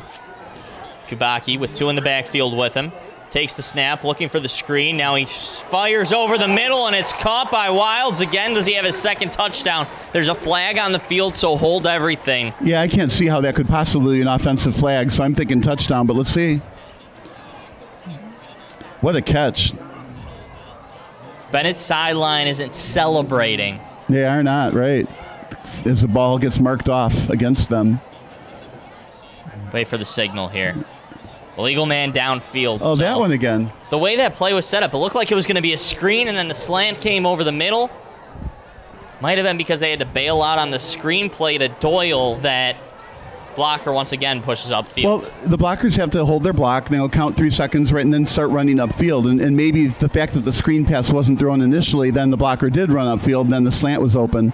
So that's probably what it was, and here we go, 1st and 20. Well, now a challenge here for Benet as they try to keep the offensive momentum rolling. Deep pass over the middle and nearly finds Doyle streaking across the seam. Yeah, from our angle, it looks like a perfect pass, but, for once, not right in the receiver's hands. Maybe a little bit ahead of him.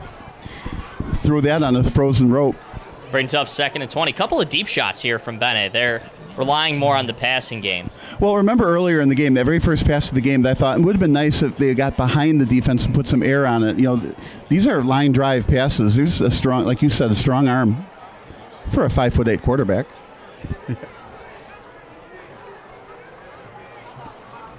Kubacki takes the snap.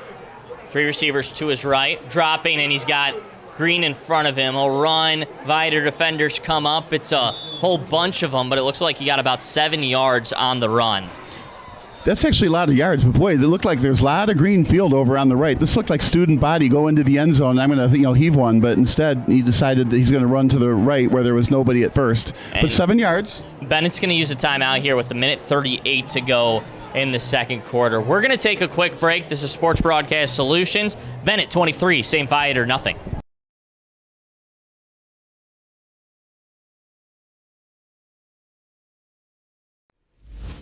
Sports Broadcast Solutions is a broadcasting network for everyone. We broadcast sporting events for people of all ages, including adult leagues, high school leagues, and kids. Complete with professional-looking graphics, broadcasters, color analysis, and commercials. We do pre- and post-game interviews with the players. In addition, Sports Broadcast Solutions does highlight films, including college recruiting reels, highlight films you'd see on sports news programs, and just simply highlight films for fun. Sports Broadcast Solutions also provides raw footage and live streams if you'd like. Subscribe to us and listen to our professional talk videos about relevant topics in the pro and college.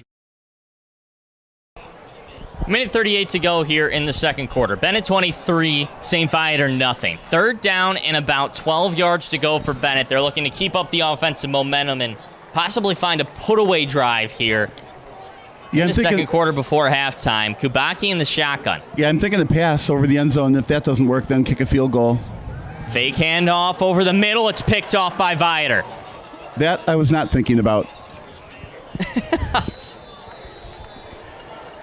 Bob says never mind, and that's Ellis. We've seen him on the offensive end. He had the big play earlier for St. Viator. This time he makes the interception. We were talking about this being a knockout blow. I was resigned to the fact that Benet was going to go in for another touchdown. They've scored on every drive, right? Well, finally, they threw it into the hands of a St. Viator defender, got picked off. That's going to save some points. So now going into halftime down, 30-0. Now you're at least only down 23-0. 3 scores versus, the game's out of touch is a big difference. And a big playmaker in Davion Ellis who can break for all kinds of yardage. You have a strong-armed quarterback. Wouldn't be surprised if St. Viator tries to get a score here. And what happens, too, is that good coaches make good adjustments at halftime. Maybe Viator, finds the magic. This Benet, is deep. looking long. Passes up, and incomplete. Play broken up by Jack Getz for Benet. I like that try, though. Go deep, get at least a first down or something like that. That was obviously thrown up for grabs. No real harm done with a minute 22 to go, but that's a good way to move the ball downfield. I felt like it was a little bit underthrown. I think the receiver got behind the defender, and if it had been behind, further thrown, he could have gotten under it. Well, that was a jump ball to the 6'6" receiver, Sasha Summers. Yeah. I didn't know about the 6'6" part. Yeah, that helps out. Hence the jump ball part. Getz, who was on the coverage, only 6'1", so about a 5-inch advantage there. And made the play. I've seen too many flags here. Stop that. Wait for the signal to find out what that is. False start on the offense. It'll push St. Viator back 5 yards. Well, that penalty against Benet mattered on that drive. Then, of course, there's 2 penalties. It was 1st and 20. Well, now we got a 2nd and 15 now.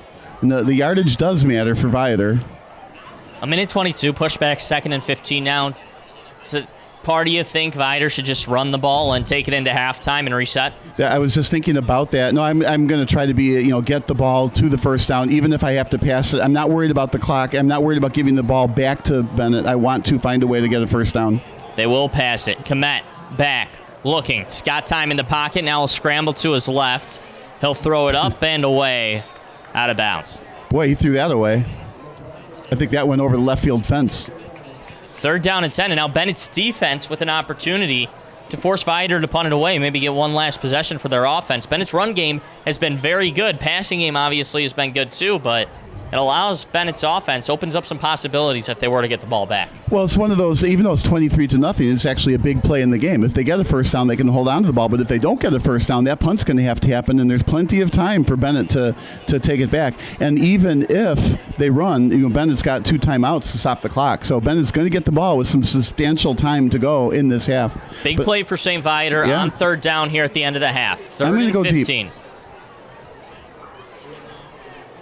Fakes to the left, fakes to the right. Now it's an inside screen to Ellis. That's what they broke big on earlier. This time Benet has it wrapped up, though. It's a gain of about 5-ish yards, maybe 6 on the play, but it's not going to be enough for the first down. Right, and you just got to punt it away. Now Bennett's going to have a minute or so left to play with this and 2 timeouts. So it's almost going to be like eternity to stop them yet again. But I think if you're St. Viator, you had to try to get that first down. I think I would have thrown it long past the marker, but they chose to go to all-conference receiver and get the first down on the ground with a short pass. I believe we do get a timeout for Benet here. So they'll be down 1 more. We'll send you to a quick break here. Minute 2 to go in the 2nd quarter. Benet 23, St. Viator nothing. St. Viator going to punt it back to the Red Wings.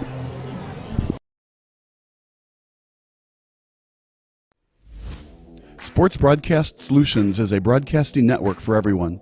We broadcast sporting events for people of all ages, including adult leagues, high school leagues, and kids. Complete with professional-looking graphics, broadcasters, color analysis, and commercials. We do pre- and post-game interviews with the players. In addition, Sports Broadcast Solutions does highlight films, including college recruiting reels, highlight films you'd see on sports news programs, and just simply highlight films for fun. Sports Broadcast Solutions also provides raw footage and live streams if you'd like. Subscribe to us and listen to our professional talk videos about relevant topics in the pro and college ranks. Whatever your sports broadcast... Welcome back. 4th down for St. Viator, 4th and long. They're going to have to punt it away here with a minute 2 to go in the first half. Benet up 23-0 on its homecoming night. 2 undefeated teams going at it. High snap, brought down and punted away by Nemiak. They'll let it bounce as Rogowski lets it go through. Viator's going to let the clock run here and not touch it. Down to 57, 56, 55 seconds, and finally, they'll pat it down. Benet will have to drive about 67 yards here to find the end zone. Yeah, I'm wondering if Benet's really going to try to pass to find the end zone. They just had the ball intercepted. They got a safe 23-0 lead. I mean, you don't want to make it 23-7 on some kind of quirk, a sack, a fumble, a pick six, anything like that. So I'm thinking they're just with the 51 seconds. The punt was successful to push them back far enough that's going to tank their offense for this half. Well, a good running back, too, in Marty Rudkowski. So you wonder if maybe hand the ball off to him. If he breaks one, then you start to push the offense a little bit more. But if not, then you just eat it and go into halftime with the lead. Right. Sometimes you get too excited in a game like this, and you run yourself out of the game. See what they do, though. Benet up 23-0. They'll pass. Looking towards the middle of the field, and it's incomplete. Intended receiver was Joe Rohde. Yeah, it was kind of into traffic. You want to say not exactly triple covered. It looked more like a zone defense, and he found a little, small spot. So a little better pass, maybe could have caught it. Maybe the receiver should have taken another step, but there's a defender there. So anyway, second down, they still think they should just run it out here. Don't take a risk. If somebody had a beat on that ball, picks it off, you end up 7 points. 46 seconds in the half. Benet up 23-0. It's been all Benet so far tonight. Oh, and that's what they're thinking. Why stop that now? Kabaki takes it. He's looking long. Eyes downfield. Fires it long. Over the middle. It's caught. Wild, who already has the touchdown tonight. Another big catch, and Benet into plus territory now. 36 seconds on the clock. Clock will stop for the first down.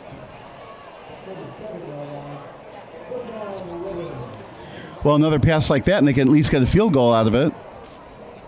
Benet will line up. Kubaki hurrying the troops to the line. Down to 27 seconds, 25 on the clock.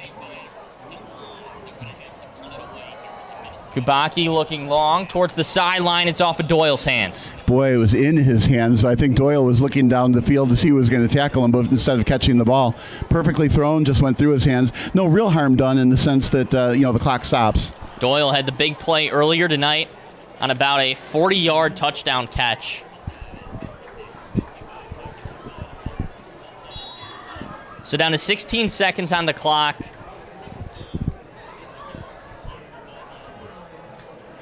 And timeout St. Viator. They're going to reset the defense. We'll keep it right here as we head towards halftime. But right now, 16 seconds, that's not a lot of time to really push the ball. I've seen Kubaki throw the ball about 40 yards before, but need to get it up a little bit for the Hail Mary attempt. What I want to run here is some kind of slant, hopefully across the middle, and then you can get the ball and keep running because you're going to need, roughly guessing 20 or 30 yards here to be able to make a field goal. If you're catching it on the run and you can dodge the defender, maybe you can run it in for the end zone. But what you don't want to see is go downfield 15 yards, turn back to the quarterback. Even if that's completed, you get tackled, you call timeout. The kick is, I just think the kick is a little bit too out of range here. So I want to see some kind of catch and throw on the run. Benet still has a timeout in its pocket. Yeah, and they'll need that timeout to set up for a field goal if they do get tackled on the field somewhere, which is most likely to happen. I'm also thinking if you try 2 shots into the end zone, what is exactly the arm strength here? Can you get it into the end zone twice? The first one's incomplete. Maybe the second one works. Maybe even on fourth down, you just throw the Hail Mary kind of thing. But again, if I'm Benet, I don't take too many chances with a 23-point lead. 47 yards would be tough, I would say, for even some high-level college quarterbacks. So this might be a tough throw from all the way back here.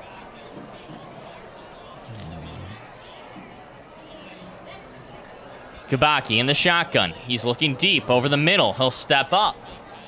And he'll take his 6 or 7 yards, get about to the 40-yard line before he steps out of bounds with 9 seconds. I kind of like that. Now, there's 9 seconds, so you get maybe 2 more plays if you do the very same thing, run out of bounds with, it'll be 4th down. That'd be the last play. But I think he's looking to get the ball into the end zone one way or other. Spot is a little bit farther back, so he'll be at the 43. But still not a whole lot closer to the end zone. No. Right. 9 seconds to go, third down here. He can probably still run one more play and then take your shot, but it's got to be quick. Kubaki takes it. He's looking long. All the receivers are downfield. There's flags in the backfield. Kubaki steps up, fires it way high, and that will send us to halftime, barring a penalty. Well, it's probably offensive holding, so that penalty, yeah, it'll And be it declined, was, right? so that's going to send us to the half with Benet leading over St. Viator 23-0 on its homecoming. Two undefeated foes looking to stay undefeated. It's been all Benet earlier. Can St. Viator make the comeback? We'll see. After half, Benet 23, St. Viator 0 from Benedictine.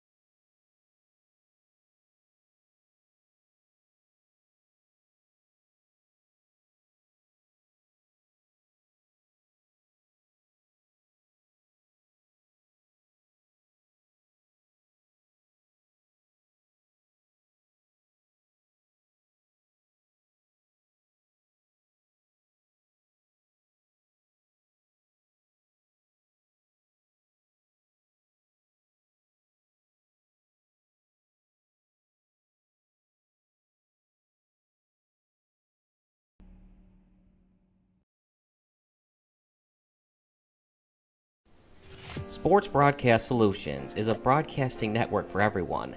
At SBS, we offer a professional broadcasting experience for the non-professional athlete. Just like the pros, we offer everything for you. Play-by-play commentary.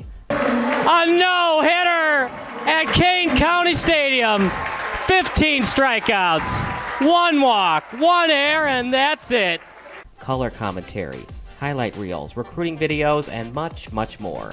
Unlike our competitors, we zoom in on the action and always have a live scoreboard with a live time code. If you're ready to have your next sporting event feel like CBS Sports, then make sure to call Sports Broadcast Solutions today. Our phone number is 330-957-7653, or you can go online to sportsbroadcastsolutions.com. SBS, a broadcasting network for everyone.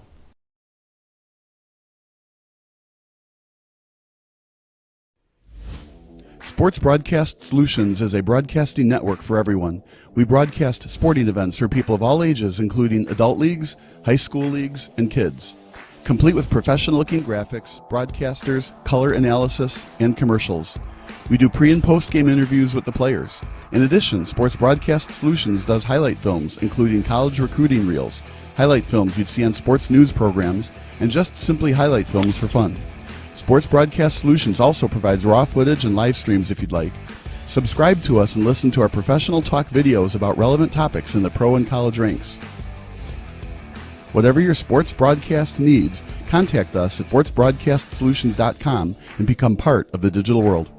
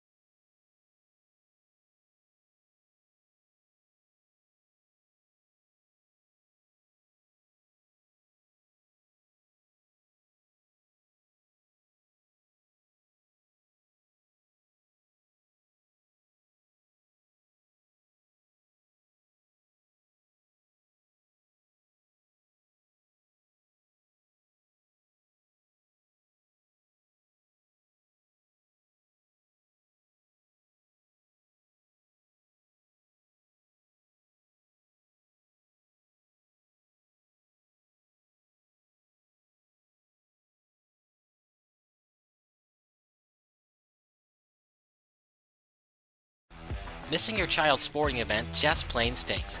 But you don't have to worry about that anymore, thanks to Sports Broadcast Solutions. SBS is a live broadcasting network, as well as covering your on-demand needs, recruiting videos, highlight reels, and much, much more. We can broadcast live to any website, and we also post as much on-demand content as you need. For more information about SBS, check out our website at sportsbroadcastsolutions.com. Sports Broadcast Solutions, a broadcasting network for everyone.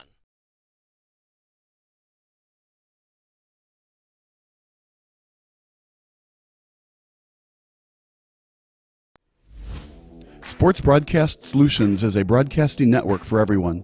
We broadcast sporting events for people of all ages, including adult leagues, high school leagues, and kids.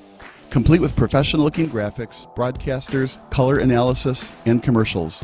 We do pre- and post-game interviews with the players.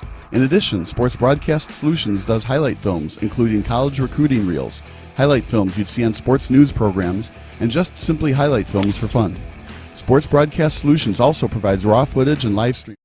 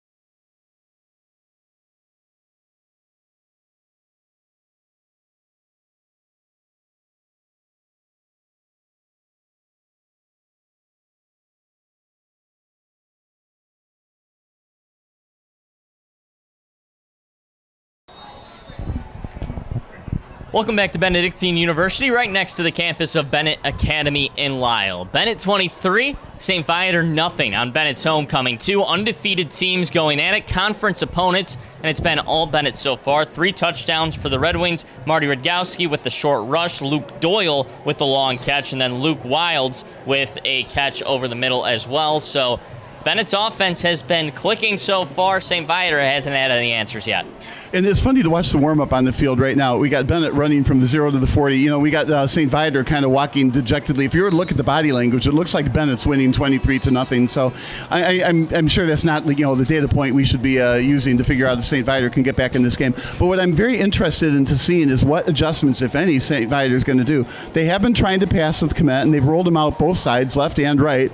He's got a strong arm. The receivers have been well covered by Benet's defense. So if you're Viator, how are you going to get back in the game? I mean, I can sit here and say they're going to get 3 yards here and 3 yards there and finally a first down, but are they going to do that on the ground? Are they going to do it in the air? But so we'll see what adjustments they actually make. So you mentioned that about Benet, but also on the other end, St. Viator is a much smaller roster than Benet. Benet's a 7A school, St. Viator just a 4A school, so Benet has more subs to use. They might have a little more pep in their step on their homecoming because they're able to get fresh legs in there more than Viator is, just being the size that they are, the size of roster that they are compared to what Viator is. But Viator's going to rely a lot on their quarterback and a lot on their weapons, but Cooper Komet is probably who they're going to rely on, his arm, to try to get back in this game. Well, and that's why Viator is playing this game, to play somebody good so that they can do well at their level. I mean, if you're playing easy games, you're not going to get good. So no matter who you play, you know, we were talking about it at halftime, but strength of schedule is where it's at. So, and that's what Viator is doing here by playing Benet. But, man, Benet, you kind of wonder, where do they even get a strength of schedule to keep up with them? Benet's a terrific team. Obviously, when it gets down to the state playoffs, it'll get lots more challenging, but they're prepared for that challenge. Once again, Jack McGrath with Bob Vilsoe here at Benet Academy. Benet 23, St. Viator nothing. And Bob, something we haven't brought up so far is that if Benet wins today, they already matched their win total from last year. This is a team that has improved a lot from last season, a lot more experience, and a lot of more experience helps a team grow and succeed more. It's so hard to believe that that's happening. That's when you want to go back and look at the roster. Let's see, how many seniors graduated, how many underclassmen were playing last year. And it's amazing how much better you get from one year to the next. So if you're a sophomore and you go to be a junior, you could be 6 inches taller and 40 pounds bigger, playing the same position that you were the prior year, and all of a sudden you're going to excel. Then, you know, especially with the guys, they go from juniors to seniors, they continue to grow. Now, if you're a women's volleyball player and you're a sophomore in high school, you know, you kind of stop growing at that point in terms of height, right? Not men football players. I mean, look out. These guys can continue to grow and get big, and that's one more reason why they get better year after year, and that may be what happened to Benet. Benet's quarterback, Ryan Kubacki, he has 1 interception on the day, but he has a couple of touchdowns as well, throwing the ball, and he's been solid so far. What have you seen from him, Bob? Solid, that's a good word for it. What I like is the consistency, right? Especially if you're a coach, you kind of know what you're going to get. You're not getting wild throws and you're afraid to call a play, right? And so he can run left, run right. You know, he's just got a real knack for the game. But the consistency is the word I would come up with. But consistency on a high level. Sometimes it's easy to be consistent if you're consistently, you know, I'm going to say it this way, you can be consistently bad, right? But no, this is a very consistently good player and a good team, and I really like the play calls. I was especially enamored with the play call when it was passing the flat to the left, which put the wide side of the field to the right, and then that's when they went deep on the right. Benet's going to return the kick to start the second half. It's Alex Nemiak to kick it off here for St. Viator. 2 kickers on the roster, Kevin Nemiak and Alex Nemiak. Both, one's a senior, one's a sophomore. Coach told me they both would see playing time in this game. It'll be Alex to start off the second half. And like you said, too, Benet gets the ball first and has the lead. Kickoff is through the end zone. It'll be a touchback, and Benet will start with the football. So that's the first and only kickoff that went into the end zone. It's the first time St. Viator's kicked the ball tonight as well. Right, so they're for one and putting it in the end zone. Ryan Kubacki and the offense back out there. 3 touchdowns already today. Scored on their first 4 drives of the game. They were solid all throughout the first half, and they'll look to keep it going. Talked about a put-away drive at the end of the first half. Well, now they get maybe a second chance at that put-away drive. Yes, they do. And even more meaningful if they get the put-away drive now, because it'll be later into the third quarter when it happens. Ball at the 20-yard line. Kubacki, 2 running backs to his right, takes it, screen pass. Doyle is lit up behind the line. So we're going to give the St. Viator team, coaching staff, a little credit there. They obviously smelled out that play. So clearly they made all the right adjustments at halftime. And as a data point of one play. But that's a good start for Viator. They pushed him back. Now it's 2nd and long. Looks like the play was made by J.R. Clary to blow that one up. And blow up is the right word. So Benet's going to have to put that play, and let's not run that one again. Empty backfield this time for Kubacki. 3 receivers spread out to his left.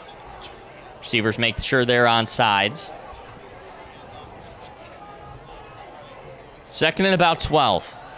Kubacki takes the snap, throws it over the middle, a little bit high.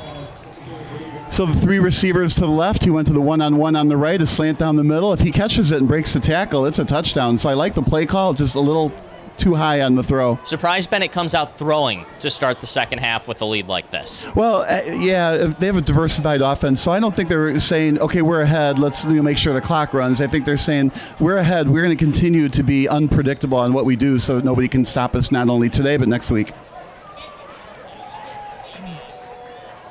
3 receivers spread out to the left again. Empty backfield again for Kubacki. We have seen him keep the ball a couple of times, but wouldn't expect that here on 3rd and long. 2 receivers out to his right, takes the snap. He's got Radgowski underneath, but he's going to fire long instead into double coverage. Nothing's there. There's a flag in the backfield. Yeah, fortunately that was thrown away. He was double covered underneath and over the top. I mean, he would have had to, just put that ball in perfectly. Anyway, holding call probably declined. They have to punt. So this is what St. Viator wanted. But remember we talked about sacks earlier. Even though it wasn't a sack, it was a tackle behind the line on that screen pass, and that caused the 2nd and long, and that caused Benet to continue to pass, and they just didn't complete them this time, right? So St. Viator got the ball back. So what we are going to say is, at least on the first drive, this is the first time St. Viator's really been able to stop them, except obviously for that pick down at the other end late in the first half. Now they get the ball back and score here, and it makes it a closer game. 23 points already for Benet, and we mentioned coming into this game, St. Viator had only given up 13 points, so we're finally seeing that defense really step up, and that's what we expected to see from St. Viator coming into this game.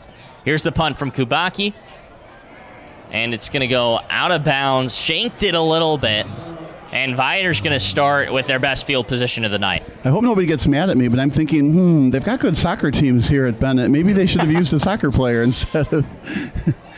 Ball's going to be at the 35-yard line, so the best field position for Cooper Komet and his offense. You're ahead 23-0, so you're not really in any danger. And at the same time, you're giving up the ball early. You didn't get any yards, right? And they're knocking at your 35-yard line.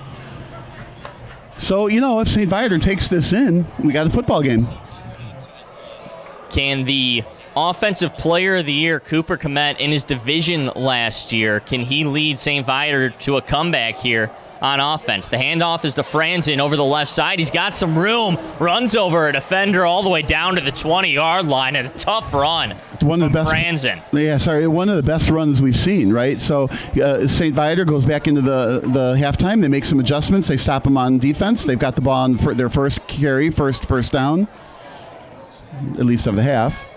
The way it's listed, Keaton Franzen is not a huge guy. 5'10", 155, but he showed some strength on that run. Komet in shotgun. A little bit of a spark here. Franzen to the outside. This time, doesn't look like he has much room. He'll get back to the line of scrimmage, and a nice job doing so, because didn't look like he had anything there. He even gained a yard on the play. Well, he's strung out well by the defense. Again, Benet playing good defense the whole game. Probably went to halftime and didn't make any adjustments, or at least maybe didn't make very many adjustments. And St. Viator, well, it's going to be a struggle against them.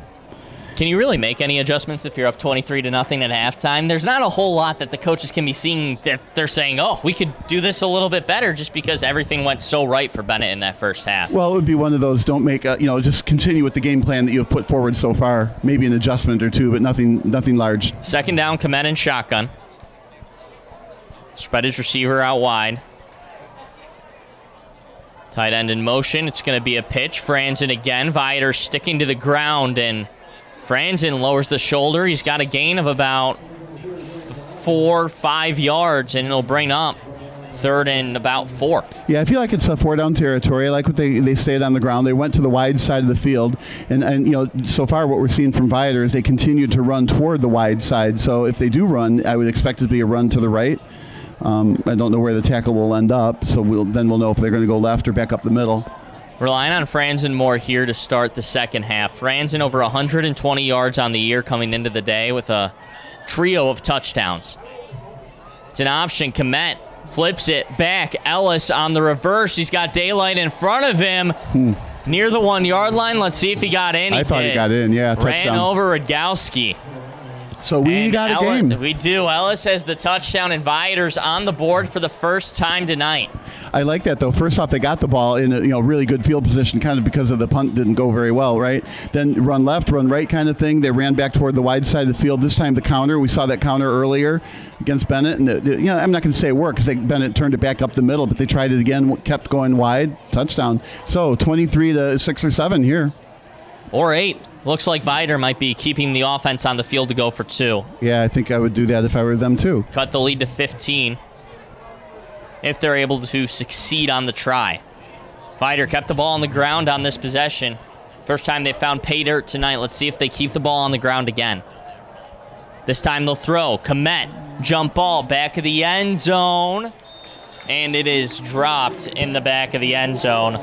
Intended receiver was Jalen Shaletka, the 6-foot wide receiver. Boy, the offensive line let a couple of players get right through that. This is a pretty good blitz by Benet. Threw it deep in the end zone, just threw it too far. Certainly one of those throws where nobody can get it except his own receiver, but I'm thinking in a 2-point conversion, who cares if it's intercepted? Make it catchable by your own guy. So 17-point game. Do you like the decision there to instead of cut it to 2 possessions automatically by kicking the extra point, almost automatically by kicking the extra point, to instead go for 2, and now you still find yourself in a 3-possession hole if you're St. Viator? Let's just say this. I think most pro teams, for example, if they're down by 23 points, what they would do is they would take the 7 first, and then they would hope to get 2 scores later and get the 2 2-point conversions. But by missing this 2-point conversion, now you're down 17 points. So I think a lot of teams would, that was a great question, I think would have gone for the 1 rather than 2. I liked the call because if you make it, you get good at it. Those 2-point conversions, then you do it 3 times, you do win the game 24-23. If you kick that ball, you really can't win. You can't win 24-23 and now at St. least. Viator knows what they need too, right? They know they need 3 more positions. If you were to miss that later in the game, you might not be able to optimally run out the clock. This kick's going to go through the end zone again. 2 for 2. So now if they can somehow stop them behind the line of scrimmage and push them back, maybe their defense can stop the completions. I'm going to guess now that Benet, you said it, they started out throwing in the second half, which surprised you a little bit. I think now they're going to go back to the run since that was effective. They do want to eat a little bit of clock, and the score is now closer. It's not a 23-0 blowout anymore. It's a 17-point game. Marty Radgowski has been the star of this Benet offense so far this season. We'll see if they go back to him. They have him in the backfield now, standing next to Kubaki. 9:53 to go here in the third quarter. St. Viator just got their first score of the game. So we'll do a betting man run right. There it is. It's the run right, but that one's stuffed. A nice defensive play in the backfield. Michael Tauscher. Yeah, I'm thinking that Viator maybe is pushing the linebackers up. In other words, daring the throw, but they got to stop the run. If you stop the run, keep them second and long, anything can happen on the pass attempts. So, so far from what I see, the Viator's adjustments absolutely are working. And of course they revolve around being more aggressive. This is the Viator defense we were really expecting, and the adjustments are working. Viator's defense looks like a different animal so far in the second half. Benet was running up and down the field earlier, but no luck so far in the second. Handoff again. No, it's a keeper. Fake. Kubaki, nice one. Gets out to the outside. He fooled, it looked like, most of the defense, but wasn't able to get out wide. He only got about 3 yards on the carry. Yeah, he definitely sprinted that way, and the play was strung out very, very well. So now with the large part of the field to the left, I think Benet's a little bit more uncomfortable on the right hash mark than they are on the left hash mark, but let's see what they do for the 7 yards. My guess, throw up the middle. They might throw, you never know what they're going to do, but maybe a short screen across the middle. See what they do. Radgowski on the field. The other receivers are Luke Wilds and Luke Doyle. along with Ben Albert. 3rd and 7, Kubacki takes it in the shotgun, looking to his left. Steps up in the pocket, scrambles to the left, still looking. Here's the throw, and he's got a receiver over the middle. Still going across the 50, across the 40. One man to beat to the 30-yard line. He finds his tight end. It looked like that was Declan Walsh with the catch, and good to see him back because you saw him leave the game earlier with injury, wraps up the knee, comes back, makes the catch. I wasn't sure if he was going to be back on the field tonight. I like the St. Viator blitz. Just about everybody was, just throw everything at the quarterback, and it worked for a while. He scrambled out just like he was Caleb Williams there, but made a completion back across the middle, perfectly thrown ball. There's nobody left on defense to tackle him. Kubacki looks to the sideline for a call. Now Benet in plus territory once again. That might be the big play that sparks the Benet offense. They'll look to keep the momentum going here. 1st and 10 from the 30-yard line. Handoff. Rudkowski carrying defenders up to the 20. Yeah, They'll that be time close to the first down marker. Yeah, that time pounding the left side. So Benet probably stay on the ground the rest of the way here and pound it in and get that hopefully the 30th point again. It's been an offensive showcase for Benet tonight, but this offense has been very, very good so far this season. 42 points per game. Yeah, Kubacki is very good at throwing across his body, back to the middle. In that case, he was running to the left and threw it back to the right, and that's even harder.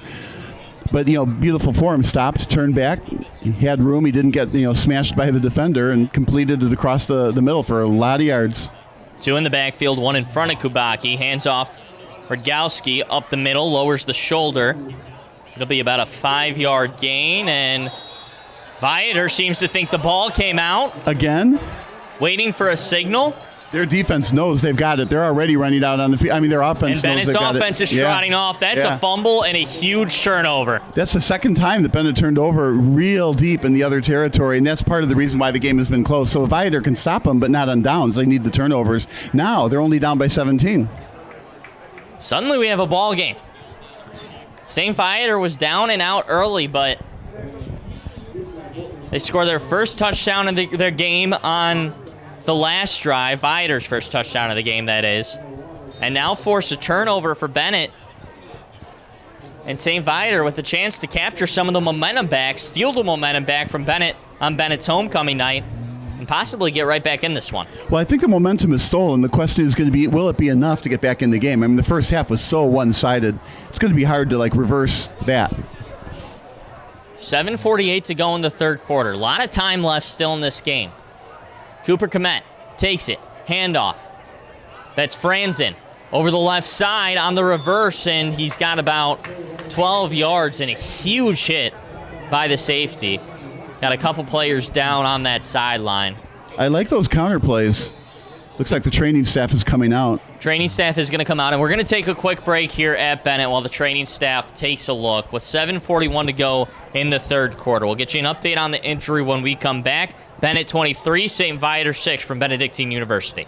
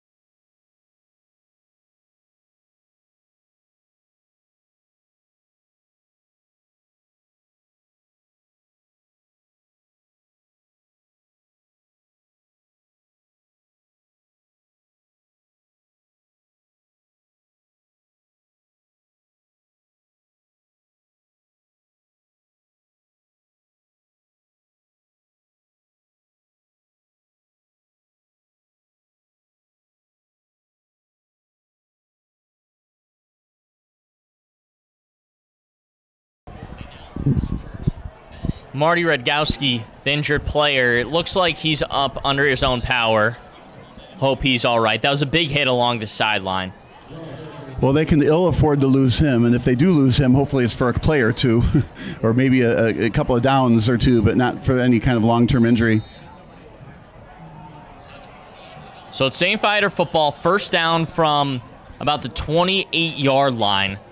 Benet will take it, hand it off. Ellis over the left side, and he's got some running room. It's going to be about a 7-yard gain, and the running game's been working. We didn't see a lot of that from St. Viator in the first half, but they've turned on the Jets in the second and have started handing the ball off as well. Well, sometimes you have to keep at something, right? So Benet kept stringing those wide runs out. They weren't going anywhere, so that's why St. Viator went back to the passing offense, right? But now at halftime, maybe they decided, let's go back at these runs. And right now, the sweeps to the left, whether it's a counter or just a pitch, have been very, very effective running wide to the left. Now that'll open up wide to the right, and here's another injury. Another injury with a player down. 7:34 to go here. It looks like they're stretching him out, so hopefully it's just some cramping here on the field. Well, and the day is like conducive to cramping. Mm-hmm. Warm all day. You have to drink fluids the night before, all day today. So it's not exactly a chilly night, but the heat is off the edge a little bit. Just updating here. Benet 23, St. Viator 6. St. Viator driving, just forced a turnover on the Redgowski fumble. Redgowski, the star for Benet, just left the game as well after a hard sideline collision. Let's bring in our sideline reporter, Sam Corbett, to fill us in on some information. Yeah, for a lot of the first half of action, especially on Redgowski's carry, St. Viator was focusing more on punching the ball out rather than bringing him down. That's why we saw a lot of yards after contact in the first half. Clearly some halftime adjustments were made. The fumble was punched out mid-spinning dive by Redgowski. You've seen him pull off plenty of athletic moves like that before so far this season. And then as he was running off, we heard from the Benet sideline, "Lock it in, fellas. We need to clean it up." Obviously got to make sure you're playing a solid 48 minutes of football, not just 24. Well, this player's getting stretched out. Thank you, Sam, for the report. Appreciate it. I love those in-game reports. He's great at this. This player's getting stretched out. Redgowski trying to show the trainers he's okay as he's sprinting up and down the sideline. So that's a good sign at the minimum that he's not feeling too down and out. That is a good sign. But, yeah, I think you're right about the cramping on the other end, as opposed to something like a hamstring or some other injury.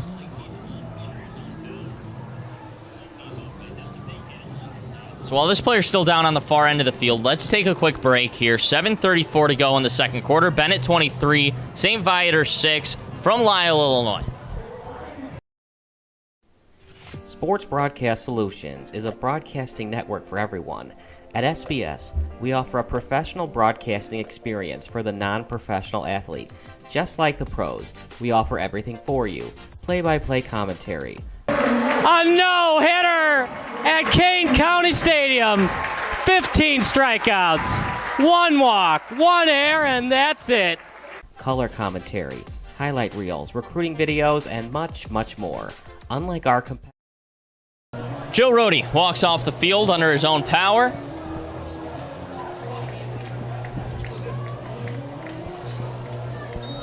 So now potentially Rohde and Redgowski off the field for Benet. Those are two of the star players. We see on the sideline right in front of us, Redgowski has his helmet back on. Benet drops back, will dump it off to his receiver on the screen and fighting hard for yardage. Yeah, that's Ethan Angst, who's made a couple of plays tonight, and that time he fought hard to pick up a few extra. It's going to bring up 2nd and 3. Yeah, fought hard is a really good word for it. Broke 2 tackles, then fell forward. So he was hit almost at the line of scrimmage. After all, it was a short screen pass like that, right? Still picked up 7 or 8 yards after the first contact. Did I see Redgowski go back in? Redgowski had his helmet back on. He's back on the field, staying at about the 30-yard line as the safety. So good to see that he's okay. Right, good guy to have at safety. 2nd and short. Let's see if Benet airs it out here. Instead, he'll hand it back off. Franzen over the left side. He'll be near the first down marker. Yeah, I think this time they're not going to give him the first. Maybe a yard short on that. Really good defense. It looked like he was going to get the first down, didn't. And now a helmet is missing. Why is a helmet missing, one would ask? Well, that's Quinn Devine, the linebacker, who was... Looks like he had some words for one of the offensive linemen after his helmet went flying off. That might be the solution to the riddle of why his helmet's missing. So 3rd and 1, they got to crank this through the, get to the first down marker. I'm thinking run right up the middle. I would think run here. It's probably 4-down territory as well, but St. Viator trying to keep the drive going as they look to climb back in this game. Here's the handoff, Franzen powers up the middle. Big collision. We'll see if he got the first. In on the tackle for Benet, that was Jack Heiberger who lowered the shoulder, but they'll give the first down as Viator keeps it moving. He just barely kept it moving, but yes, they kept it moving. Like we said, adjustments have been terrific from the St. Viator side. Okay, if they score here, it's early enough in the 3rd quarter. Down 10. Suddenly a ball game. This is a good Viator team, 3-0 on the season, and yeah, we shouldn't be counting them out at halftime. It seemed like Benet was able to put him in a position to be counted out. Benet up 23-0 at halftime. St. Viator got a touchdown at the start of the second half and forced a fumble. Driving down the field now to try to get back in this wide open downfield, broken play, and Viator all the way down inside the 5-yard line. Sasha Summers, the big 6'6" receiver, broke free. Hard to lose track of him, but Benet lost track of him there, and he's all the way down the field. Viator with a chance inside the 5. Yeah, sorry, the cornerback pulled up to stop the run, and oh my God, he ran right by him, wide open. He was hit essentially right in stride. A really good play. That was not a broken play on the offense. It was absolutely broken play on the defense. You got to stay with those receivers. At the 4-yard line. And I'm thinking Viator has to put that back in their playbook for a little bit later. I mean, they can't lose track of not running that play more often. Cooper Clement with the big throw, and Viator with a chance to score. Clement drops back, looking towards the end zone, right in front of it, and St. Viator gets in. That was Michael Tauscher.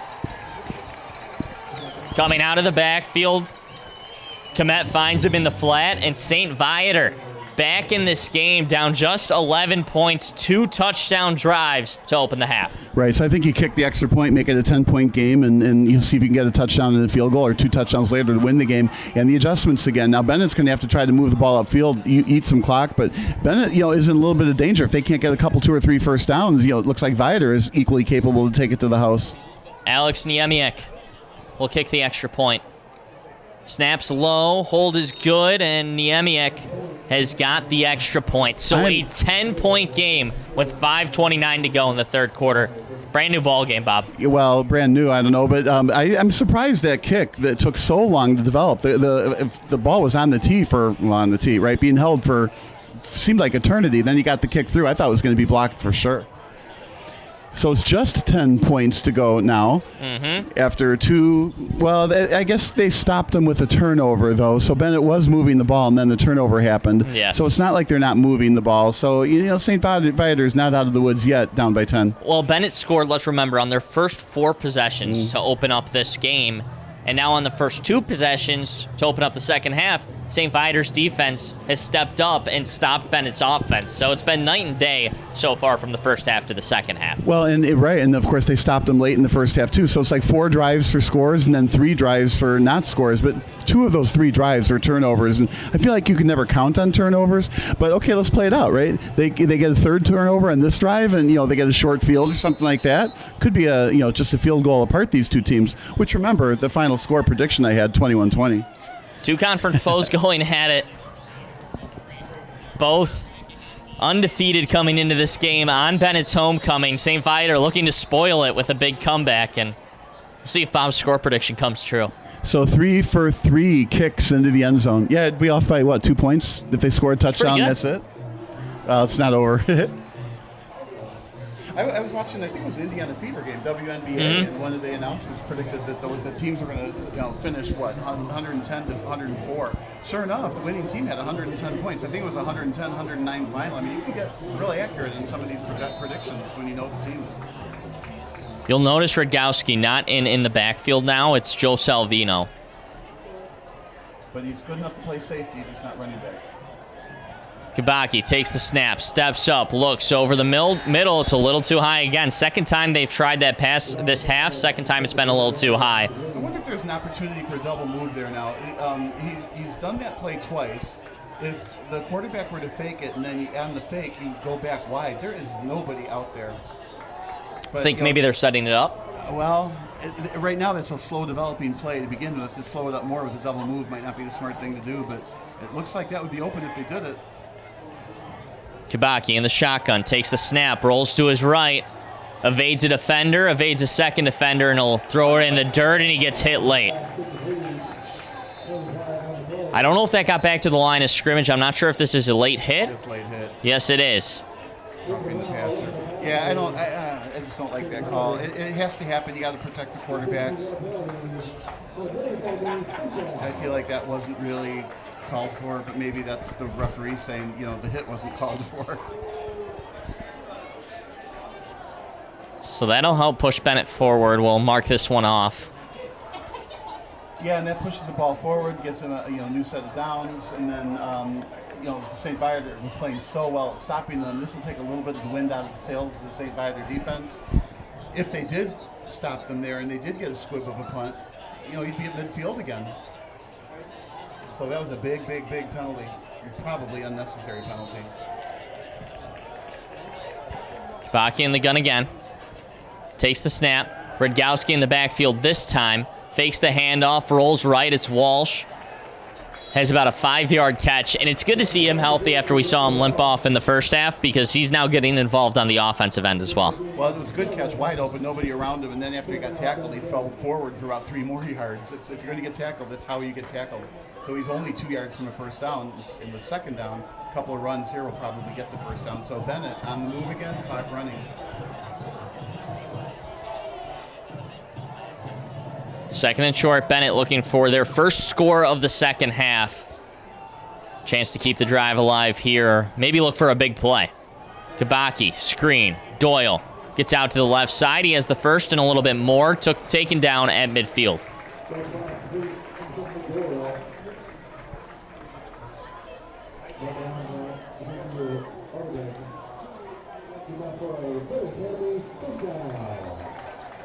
So Benet's starting to drive here with 4:25 to go in the third quarter. Up by 10 points. It was all Benet in the first half, but so far in the second, St. Viator making a move. 23-0 going into halftime after Benet scored on their first 4 drives. Haven't been able to score since. Out to Doyle on the curl. There's a flag in the backfield. Doyle's going to break it all the way down to the 25-yard line. This one might come back, though. Yeah, I think he'll come back. I'm very intrigued on the tackle. You got to wrap the guy up. You can't just bump the receiver real hard and hope he tumbles over, right? You got to use your arms to wrap him up. So that, to me, is absolutely a missed tackle. And if it wasn't for the flag, we'd be way down at the 25-yard line or something. So that flag is not just a 5 or 10-yard penalty here. It's like a 35-yard penalty. Yeah, we'll mark it off. That's going to be a hold on the offense. All the way back to Bennett's own 40-yard line. Brings up 1st and 20. And that was what we saw Benet get in trouble with earlier in the half was St. Viator forced them behind the sticks. Benet wound up with a 1st and long after a penalty. Weren't able to convert after that. So Viator hoping for a little bit of the same here, maybe to force a stop, get the ball back, and get right back in this. Yeah, anything, something and long is tougher for Benet. Kubacki takes it. Redgowski, a little bit of a hole, but he's stuffed up at about the 45, falls forward to the 47-yard line. But did not get the whole penalty back on that run, so second and still behind the 10, more than 10 yards, so 2nd and 13 or 2nd and 14 maybe. So now Benet has to hope to try to get half of that back to make it a 3rd and reasonable. Incomplete pass would really hurt. Viator needs to stop him to be able to get the ball back. 3:40 to go here in the third quarter. Kubacki back to Doyle, and he dropped it. That looked to me like it was right in his hands yet again. Should have been caught. Of course, it's easy for us to say 5,000 feet away up here in the nosebleed seats. Doyle's had a big game so far. A catch in the middle, a couple catches on the screen, and then, of course, the big catch for the touchdown earlier in the game, but that time through his hands. So this is exactly where St. Viator wants Benet. 3rd and long. Throwing to the right to the wide side. I think it'll be deep this time. Kubacki has the arm. We've seen it already tonight. Kubacki takes it. Steps up in the pocket. He's going to tuck it. Thinks about throwing it, and he's brought down. Great open field tackle. That was Alistair Kanya on the open field tackle. Linebacker attended St. John the Evangelist Middle School, and he makes a big play right there. There's a flag down on the field. We'll wait and see what this is. Yeah, I never saw that flag got thrown.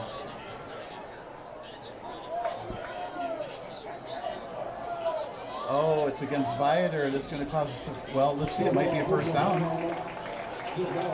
It's an unnecessary roughness on St. Viator that's going to push forward and give a first down for the Red Wings. So a costly penalty for St. Viator. Costly is not, not even close to how costly it was, right? Some are more costly than others. They were going to get the ball back, and you can't keep getting these kinds of penalties against an offense as potent as Benet. These 2 long penalties on this drive are killing Viator. So Kubacki with 2 back next to him, sends a receiver in motion, takes the snap, fakes the handoff, looking deep, doesn't look like it's there. He's going to throw it. Radgowski on the wheel, over the shoulder catch.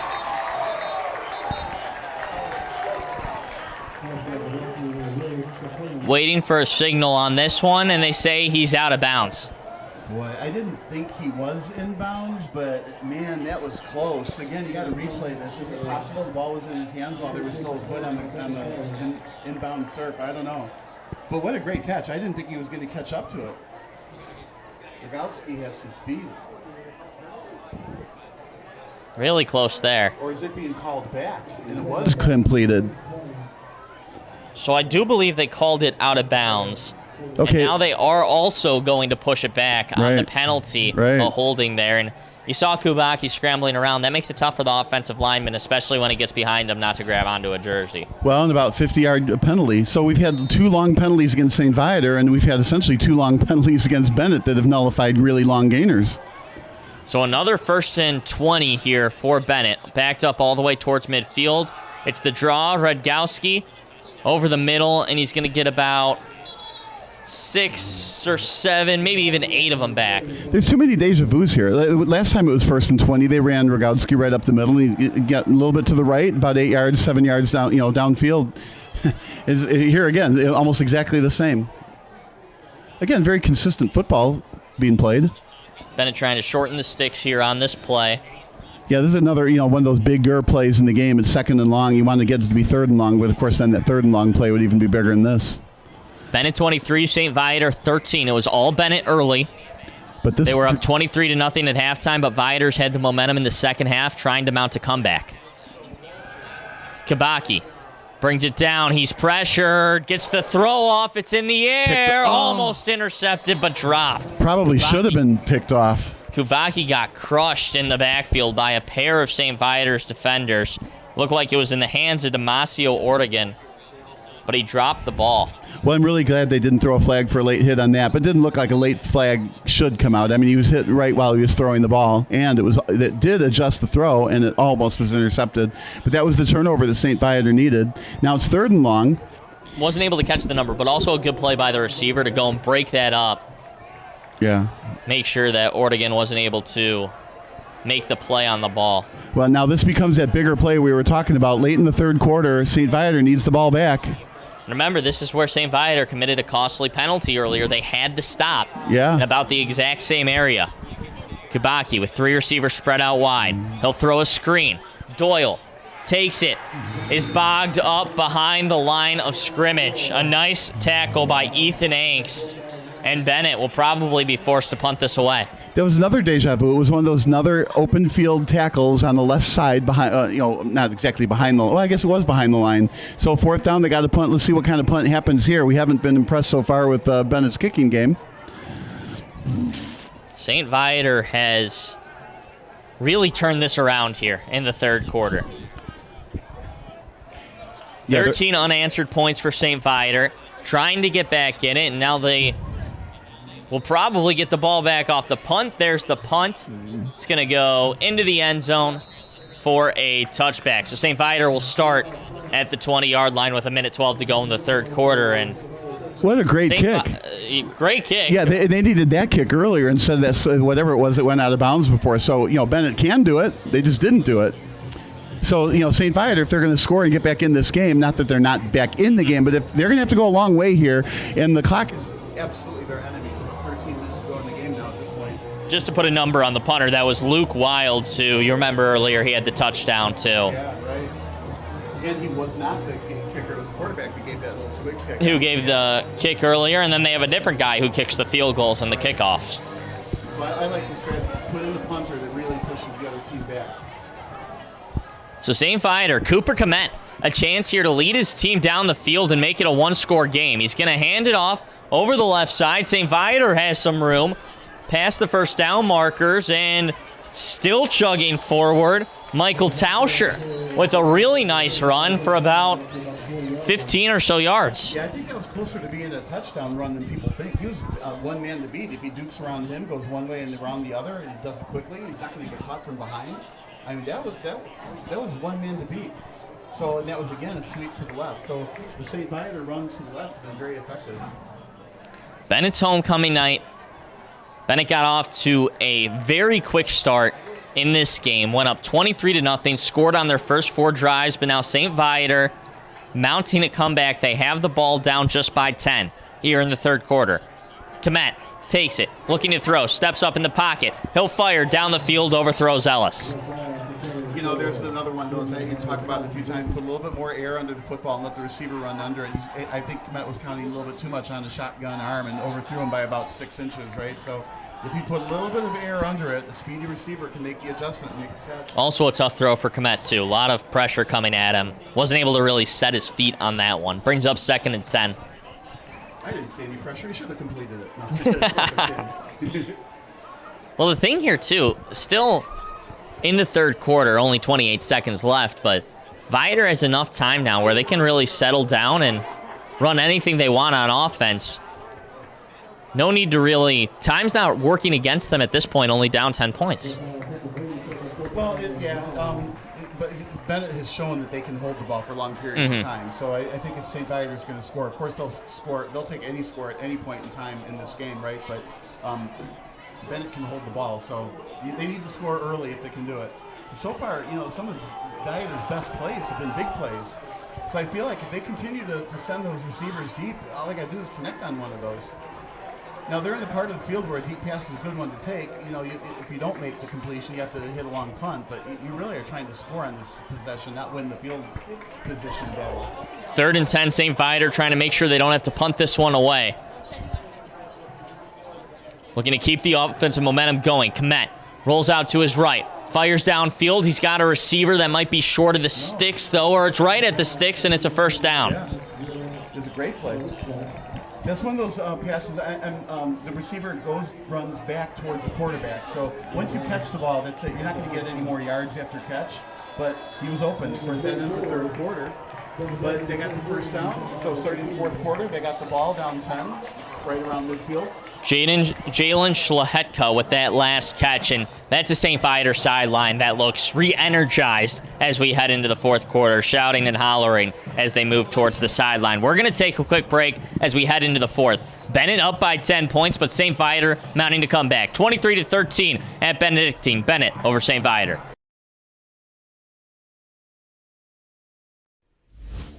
Sports Broadcast Solutions is a broadcasting network for everyone.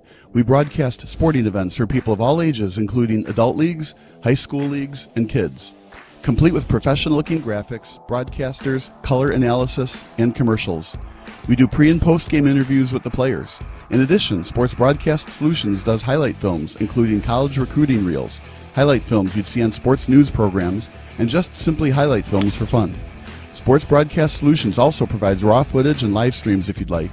Subscribe to us and listen to our professional talk videos about relevant topics in the pro and college ranks. Whatever your sports broadcast needs, contact us at sportsbroadcastsolutions.com and become part of the digital world.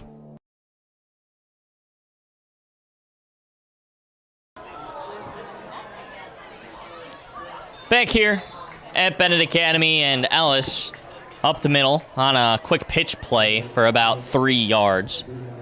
Benet 23, St. Viator 13, and St. Viator trying to mount this comeback. That's been the story so far of the second half. The offense has started to click. Cooper Komet, a senior quarterback, he's been calm, cool, and collected. Hasn't tried to do too much with it.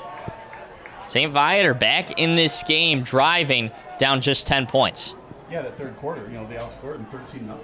That is how you get back in games. Benet was up 23-0 going into halftime. Now the reverse. And stopped Damasio Ortegon. Yeah, the reverses have been effective, right? But so far, the effective reverses have been to the left, not to the right. So maybe, Viator doesn't realize that when they make their play call. Now, they got the wide field to the left, so if they were to run another reverse, run to the right and then, flip it, go back left, that would be the way to go. Or, Komet's a good quarterback. I do like the downfield pass, but I think if I'm in this position on the field, you want to just get the first down, get the ball over the sticks, move the chains, get the first down. And if you miss that downfield pass, now you're at fourth down. 4 down territory here. You have to go for it for sure in 4 down territory. So I think you'd probably be okay just moving the ball up even a little bit here, taking a pass short of the sticks as you were mentioning here. Komet in shotgun, takes the snap, looking to the left, he'll dump it off. And St. Viator will be close to the sticks. They want it, and they have the first down. That was a great second effort on that spin. It's hard to tackle players when they spin like that. You ever try to grab a flag in flag football when they spin like that? Mm-hmm. This is tackle. Michael Tauscher has shown the moves tonight, the running back who made the catch on that play. And that got him the first down, like you said, flashing the move. So that moved the chains, first down, still only 40 yards away. 10 minutes, 20 seconds to go.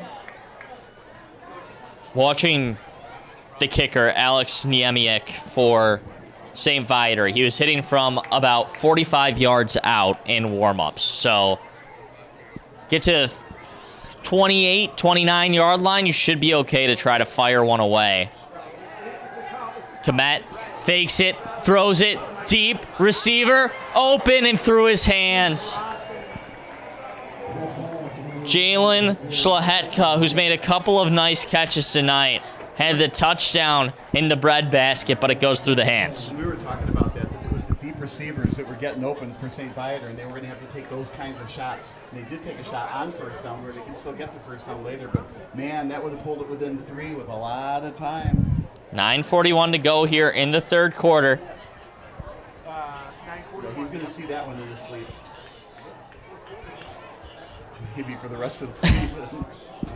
St. Viator trying to hold on to an undefeated season. Benet looking to do the same.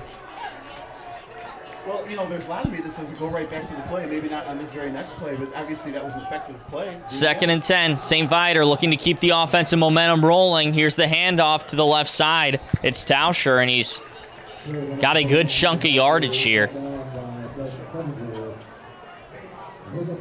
7 yards on the pickup brings up third and about, make that 6 yards on the pickup, brings up third and about 6. Third and about 4, excuse me. So just like we were saying on the last first down, what you're trying to accomplish here is just get another first down. So it needs to be a 5 or 6 yard pass to get that first down. But the fact that they went deep earlier will make it easier for the defense to lay off the receiver, to make it easier to get the first down. Have to imagine 4 down territory again here for St. Viator, and Benet jumped.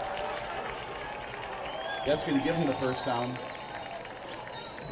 St. Viator has Benet on its heels. Benet's homecoming night tonight went up 23-0 in the first half, and St. Viator climbing its way back into this game, driving inside Benet's 30. They have first down just 10 points.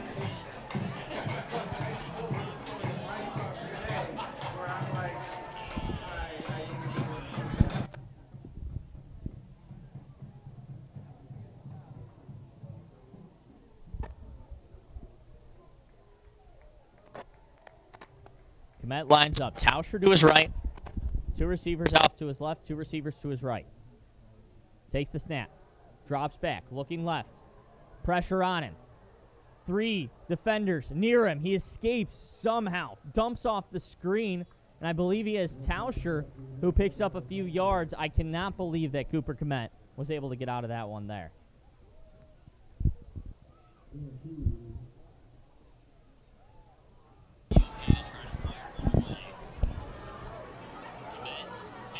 Brings up second and about 8 yards.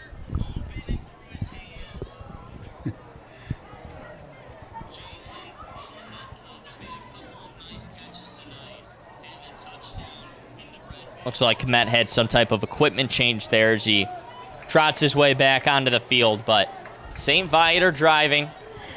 Down to 8 minutes to go here in the fourth. Yeah, your stomach gets a little upset when you think of Komet not being in the game.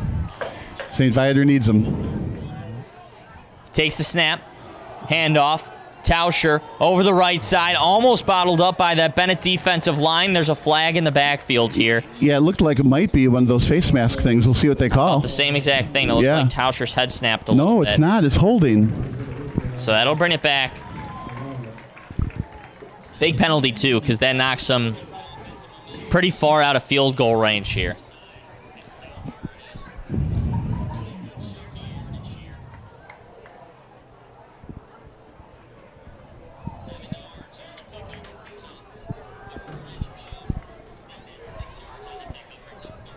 So that'll bring up second and about 17, 18 yards. Right, but this is where St. Viator absolutely has to score. You know, I want to say on this drive, you know, time is really fleeting if they don't score. This has been a long drive for St. Viator. And time, it's eating up a lot of clock by now, too. So you kind of can't wait. You're in 4-down territory the whole rest of the game now, it looks like. And 17 yards is a lot to pick up. 7:40 to go in the game. St. Viator needs a score on this drive if they want to continue to mount this comeback. Down 23 to early. Low snap to Komet. Looking long. Has a receiver. Deep. Might be picked off. Does he have it? They're going to say it's incomplete as Radgowski had two hands on it, but wasn't able to keep a hold of it. So instead it'll just be an incomplete pass. Had a couple of things there. At first, it looked like the receiver had broken open as Sasha Summers might have had a step on both those defenders, but a little bit maybe of an underthrown ball. Radgowski was able to recover on it and nearly made a play. And couldn't go into a better safety's hands, Radgowski, but he just did not catch it. And that's kind of a shame from Benet's perspective. That pretty much would have iced the game without going overboard here. But I like that they're going long, St. Viator. Third down. Do you pick up half the distance here, or do you go for it all? Third and about 17. I'd be tempted to go for it all because you're not going to get 17 easily. Just go deep again. Komet drops back. All his receivers are past the first down marker, and he throws it and completes it. A big first down, and he finds Jalen Schlahetka. Remember, he dropped that touchdown pass earlier, but he makes up for it with a huge catch. And St. Viator has the first down. Well, let's be clear. He couldn't make up for it yet until he's in the end zone, right? But what a great catch, great pass pattern. And Komet had all day to throw. The offensive line did a great job on the defenders. So move the flags. They're only 10 yards, 15-yard line here. So they're at the 15-yard line, 7 minutes to go. You know, somebody would say, well, maybe you should kick the field goal here and just make it a one-score game. But not what I would do. You're too close to the end zone. Go for it. Benet once again was up 23-0 at halftime. Since then, it's been all St. Viator, two undefeated teams, conference opponents going at it. St. Viator looking to spoil Benet's homecoming, an undefeated start. Komet takes the snap, rolling right, now looks to his left, throws across the body and off the hands of his receiver. That's another one of those. You can't place it in the receiver's hands any better than that. You know, a foot wider, now it's incomplete. A foot, the other direction, the defender gets to it. He placed it right in his hands and just didn't make the catch. The lanky Sasha Summers. Yeah, it would have been a nice catch, but, I mean, what more of a throw do you want? I mean, that's definitely a pitch on the corner. Lots of runs at the start of this half for St. Viator, and now they've gone back to the air game here. Well, and that's what's been most effective against Benet. So if I'm another team that's going to play Benet later in the year, I'm thinking like, yeah, maybe we don't need to run against these guys. Let's sling the ball downfield and see how that works. Down to 6.5 minutes to go here in the fourth quarter. Benet up by 10 points, but St. Viator a chance to score. Komet fakes the handoff. Big drop all the way back to the 25. He'll tuck. He'll run out to the 10, and he's crushed across the 10-yard line. Big hit. He's a big runner, too. Strong, he has good moves. So, was he 5 yards to go for first? That's about right. Yeah. It might be about 6 or 7. It looks like he was just short of the 10-yard line. But I like the way he tucked the ball and run, at least got some yardage. Liam Rooney, the all-conference defensive lineman, came in to make the big hit there on the quarterback. So he got 2 downs to get a first. There is a possibility you can get a first down before a touchdown. Clock at 5:52, and Benet, when they get the ball back, they're going to be able to eat a lot of that clock up, maybe not give Viator the ball back. We'll see. I mean, what a great game this is. Bennett's had a good ground game so far this year, but St. Viator's defense has stepped up in the second half. Well, and they'll run blitz those runs. Big play here. Cooper Komet takes it, finds the screen. Bennett's defense is on it. Couple of juke moves from Tauscher. Spin move, and he's held up. Keeps the feet moving. He's across the 5, maybe to the 4-ish yard line. And the St. Viator coaches have a decision to make, right? Kick the field goal and get the 3 points now. It's 4th down. Or since you're close to the end zone, go for the touchdown. Then you have the 3 points to get later. I think if I'm St. Viator, I kick the 3 points, get the 3 points on the board. Then maybe if you get the ball back again, you'll at least be within a Hail Mary of a touchdown. In correction, he was across the 9-yard line there. So 4 yards short of the first down. They will kick the field goal. It's Alex Niemiec.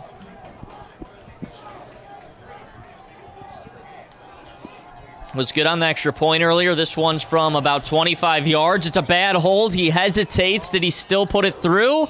Yes, he did. So that's still a 7-point game, not an 8-point game. So that extra point mattered a lot. Now, just playing this ahead a little bit, let's say St. Viator does get the ball back and they do get a Hail Mary and it does get caught. Long way away from that, Bob. I'm not sure we're so far away from that. Let's see if they get the ball back first. Bennett's ground game's been good. Both teams have timeouts remaining here. 4:41 to go in the second half, and I'm that this coach. Has been a complete and total turnaround. Yeah, I'm that coach. I would go for 2. If you can get the game to 23-22 and you have a chance to go for 2 and you scored the last 22 points of the game, I would absolutely go for that 2-point conversion. But we'll see what happens. Like you said, it's a long way from that point. So 1-score game. Well, I guess we did predict that early on. Consider the onside kick here. I wouldn't. I would kick it deep. Use your timeouts in the tackle. You could be a 5-yard penalty, something that stops the clock. I would absolutely not kick onside. I would not want to give Bennett a short field. So St. Viator has stormed back in this game, made it a 1-possession game after Benet was up 23-0 at halftime. 4:41 to go here in the second half. St. Viator looking to get back in it, but they'll kick it away to Benet after the field goal. Bennett's homecoming, but St. Viator looking to play spoiler.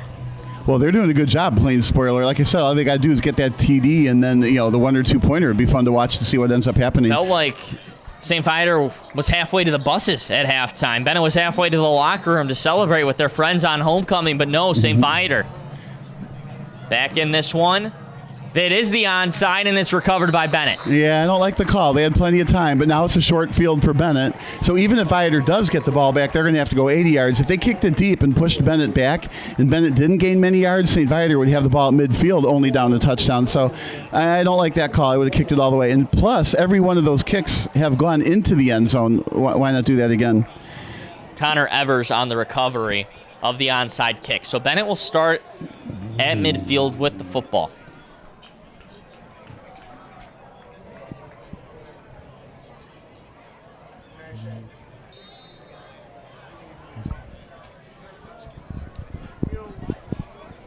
Kubaki and shotgun. Benet trying to ice this game away. A first down will certainly help towards that. Fakes the handoff to Salvino. Instead, he'll throw it deep, and it's incomplete. Looking for a flag. There it is down the sideline. I was hoping there was not going to be a flag. It was another one. I felt like the feet just simply got tangled up. Don't make those kinds of referee calls. But it was made by the referee in front of the St. Viator bench. Oftentimes that flag comes out when it's on the side of the other team. Luke Wilds was the player who fell down there, and it looks like... Yeah, see, I like your terminology there, fell down. He'll need some help on the sideline, some assistance from the trainers. They'll stretch him out. We're going to take a quick break here. 1-possession game. Benet and St. Viator, 2 undefeateds going at it here at Benet Academy in Lisle. This is Sports Broadcast Solutions. We'll be right back. Sports Broadcast Solutions is a broadcasting network for everyone. We broadcast sporting events for people of all ages, including adult leagues, high school leagues, and kids. Complete with professional-looking graphics, broadcasters, color analysis, and commercials. We do pre- and post-game interviews with the players. In addition, Sports Broadcast Solutions does highlight films, including college recruiting reels, highlight films you'd see on sports news programs, and just simply highlight films for fun. Sports Broadcast Solutions also provides raw footage and live streams if you'd like. Subscribe to us and listen to our professional talk videos about relevant topics in the pro and college ranks. Whatever your sports broadcast needs, contact us at sportsbroadcastsolutions.com and become part of the digital world.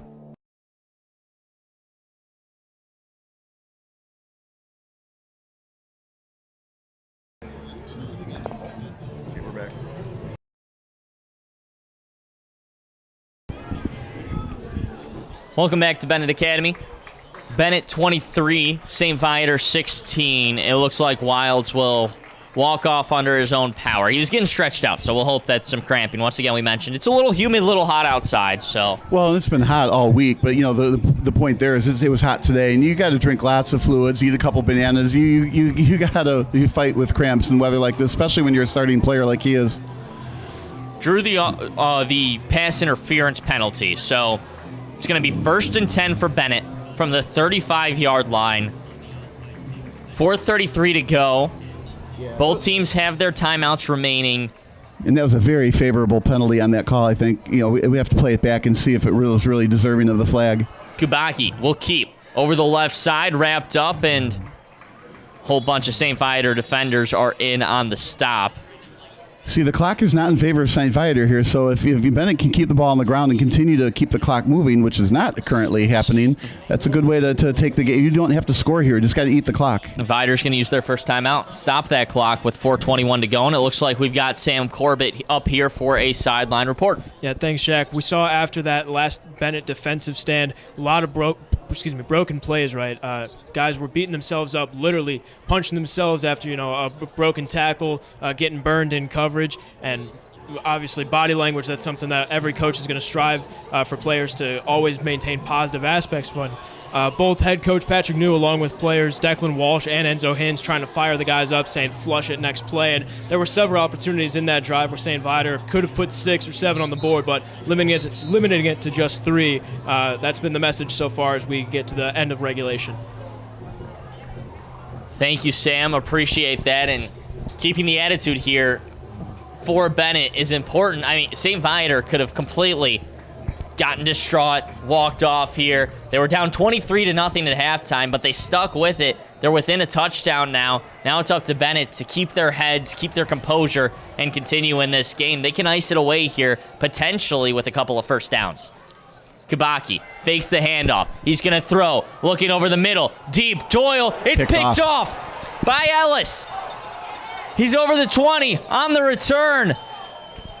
And St. Viator has the ball, and they'll have a chance to drive down and tie this game. What a turn of events we have seen here at Benet Academy. And that's like the third turnover deep in their own territory, and that's what's been stopping Benet this whole game. But as soon as Ellis got the ball, and he had to rip it out of the receiver's hands, but as soon as he got the ball, I was looking for the open field running. I could have seen him taking it all the way.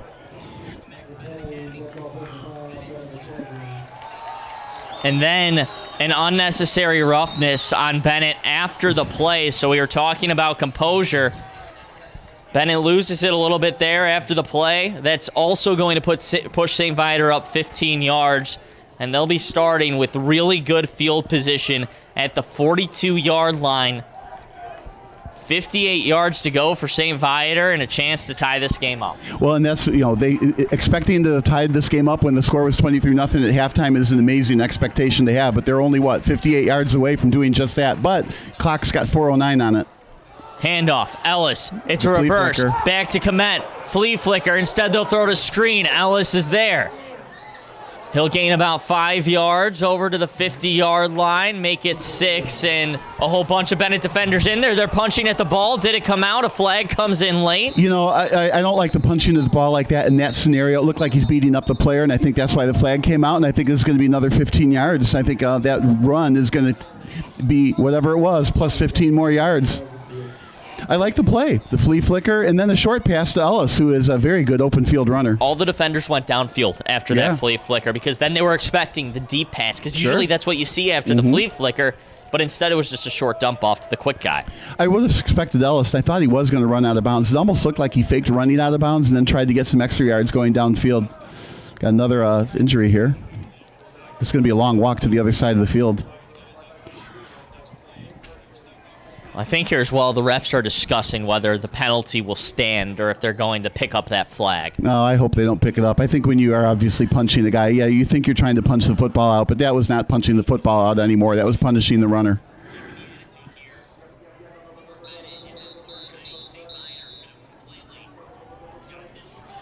And then a Benet player is down. It will be offsetting penalties. So I think we saw a hands to the face on St. Viator and then an unnecessary roughness on Benet.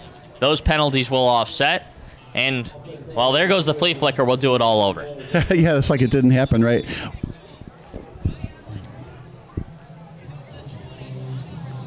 Walsh was getting stretched out on the play there. We saw him injured earlier. Just an update here on some conference play. We were talking about some of the teams in the ESCC, Chicago Catholic League, that were undefeated.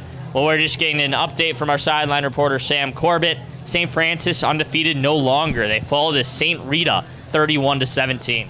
That's a big one. Isn't Fenwick playing St. Ignatius tonight? I believe that is correct. Yeah, that'd be another good one to check out. So here we go. Cooper Komet in shotgun, trying to lead his team down the field to the tie. It's the reverse to Ellis. He takes it, spin move. He has about 5 yards, but that's going to be about it. His forward progress is stopped at the 45-yard line. He's a speedy runner, but I felt like he should have continued to the outside and tried to get to the sideline and then go upfield. He turned it back into the middle and then got tackled. I think, Ellis, you should try to run outside and get out of bounds. Clock is not your friend. You got to go a long way in 3 minutes, 23 seconds. But Komet is good at throwing long passes, so I wouldn't mind seeing Ellis go deep across the field, not down the line, but across the field deep. I'd like to see that. Another update from around the Chicago Catholic League from our sideline reporter, Sam Corbett. Mount Carmel, 45. St. Ignatius, 24 is how that one finishes. Okay.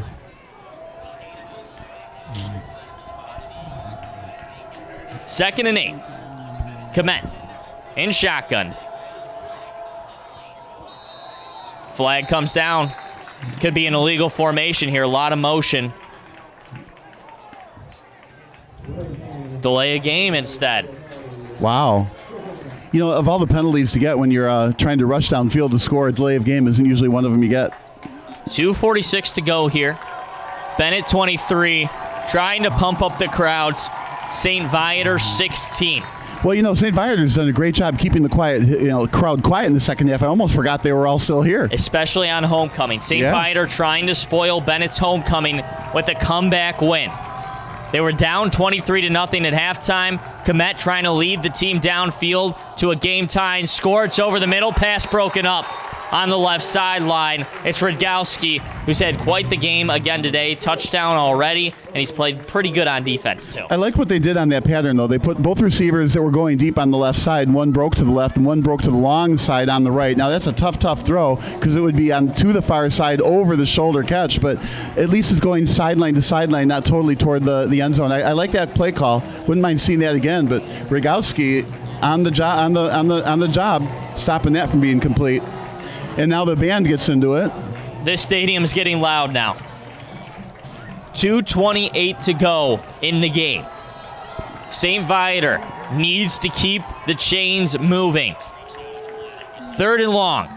Komet drops back. Deep pass over the middle. No one's home. I think he picked the wrong receiver. On the far side of the field, it looks like there was a receiver running free. So now you got 4th down and 12. You got to make this defense game for Benet, right? Yeah, well... I go back and forth on that. To me, I put pressure on the quarterback, and then he has to take the check down receiver, and then you tackle the check down receiver short of the first down. That's what I would do. But a lot of teams, they rush 3 people, and then they put all their defenders at the 12-yard line. They try to not let that pass happen. But again, you don't check down. But if you can get a slant receiver in stride, you can still run into that defense at the 12-yard line and get a first down. So let's see. Looks like only 3 rushers. One of St. Viator's last chances right here. Yeah, this is the game. 4th and long. Komet takes it, drops back, fires. Nobody's there. Radgowski is just going to drop it and let it hit the ground. Smart play.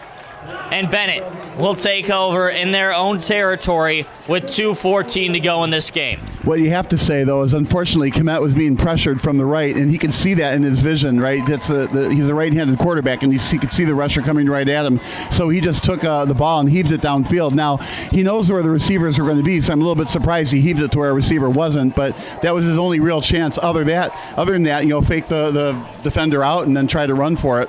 There is barely enough time where St. Viator could still get the ball back in this game. There's not a lot, but they still could get the ball back if they force Benet to go 3 and out here. Right, they do have 2 timeouts, so that's 2 of the downs, right? And then they have to get something, some incomplete pass. Lord knows that Benet would throw the ball or not, right? But some other way of stopping the clock. And yeah, you're right, they can get the ball back. But if they do, it'll be very deep in their own end with very little time.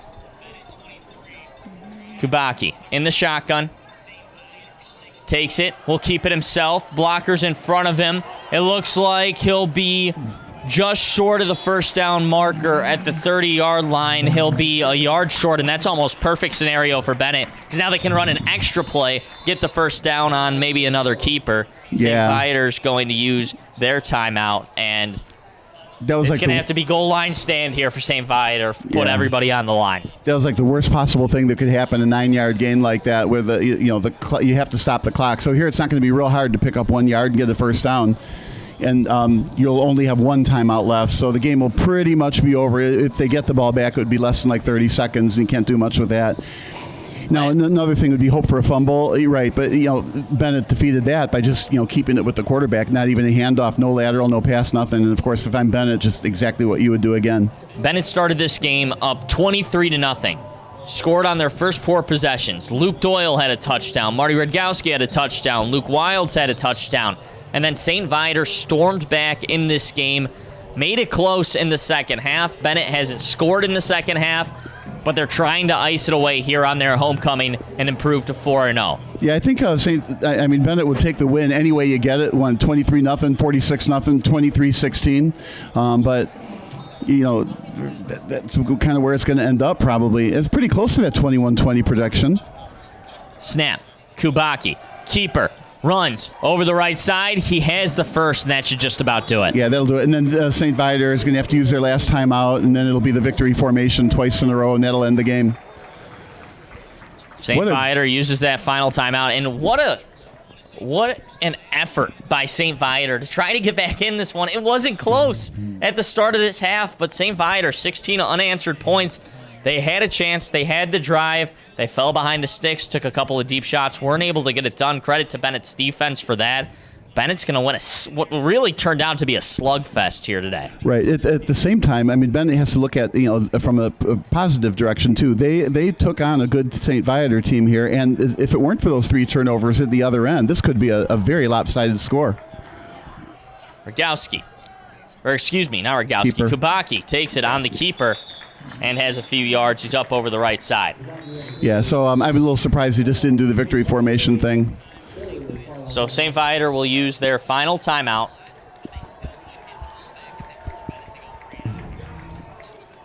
Yeah, and the clock is going to continue to run, even if they get the ball back.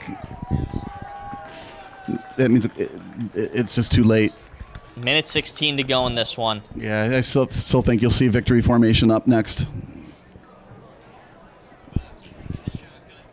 But the halftime adjustments, you really got to give a lot of credit, not just to the players that did their work, but to the coaching staff. They obviously pulled the right strings to get back into a position to win. But Benet, those 3 turnovers, even though turnovers are never a positive thing, the positive thing you take away from it is we continued to grind out lots and lots of yardage, first downs. They really outplayed it. At the end of the day, they really did outplay St. Viator, except for those 3 turnovers. But turnovers are big. It's pretty amazing that you were able to escape with a win with 3 turnovers. How many times do you win against a 3-0 team with 3 turnovers? It's not often. Not often you can win that game, and you have to be a really good team to do it, to overcome that. Benet got off to a really quick start today. Kubacki takes it, knees it, and he'll do that one more time, and that'll end this game. So it'll be interesting to see who you talk to in the post-game, right? Yes. Post-game show to follow. So stay with us afterwards. Takes about 10 or 15 minutes to go downfield to get the player for the interview, and then we bring it back up and play it back for you. Sam Corbett, our sideline reporter, with that interview. He'll try to bring you someone here.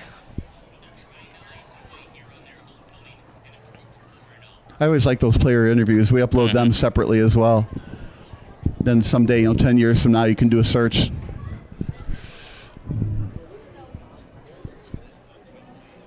Kubacki takes it. Victory formation, takes the knee, and that's going to do it. Time will run out, and Benet gets the homecoming win over undefeated St. Viator in what was a tough battle here tonight. Bob, final thoughts.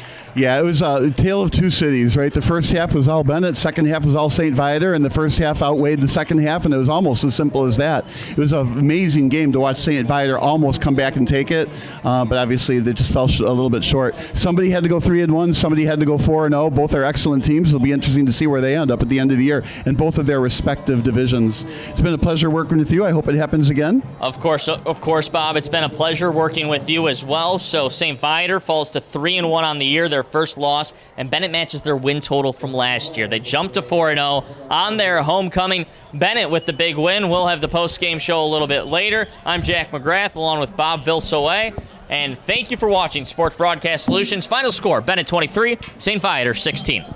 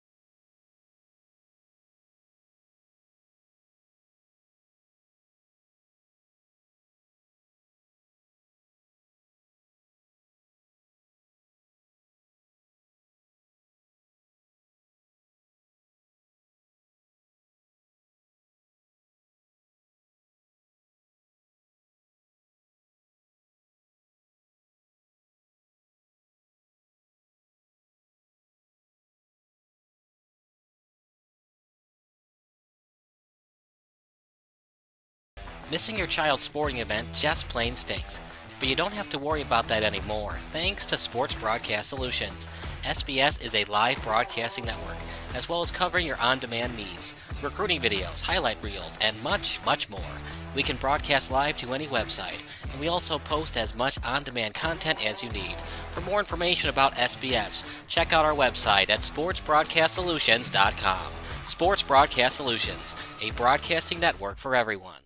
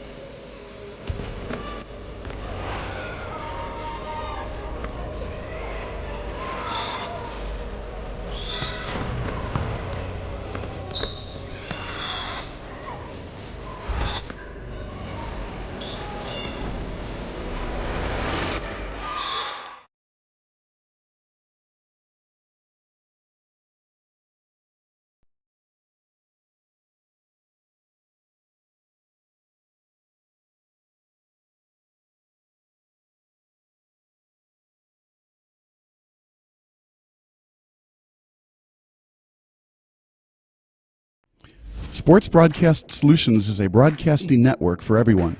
For those of you who would like to broadcast or live stream your event, or maybe make a highlight tape but would like a sponsor to fund the event, SBS has a myriad of ways to advertise your sponsor during our broadcasts.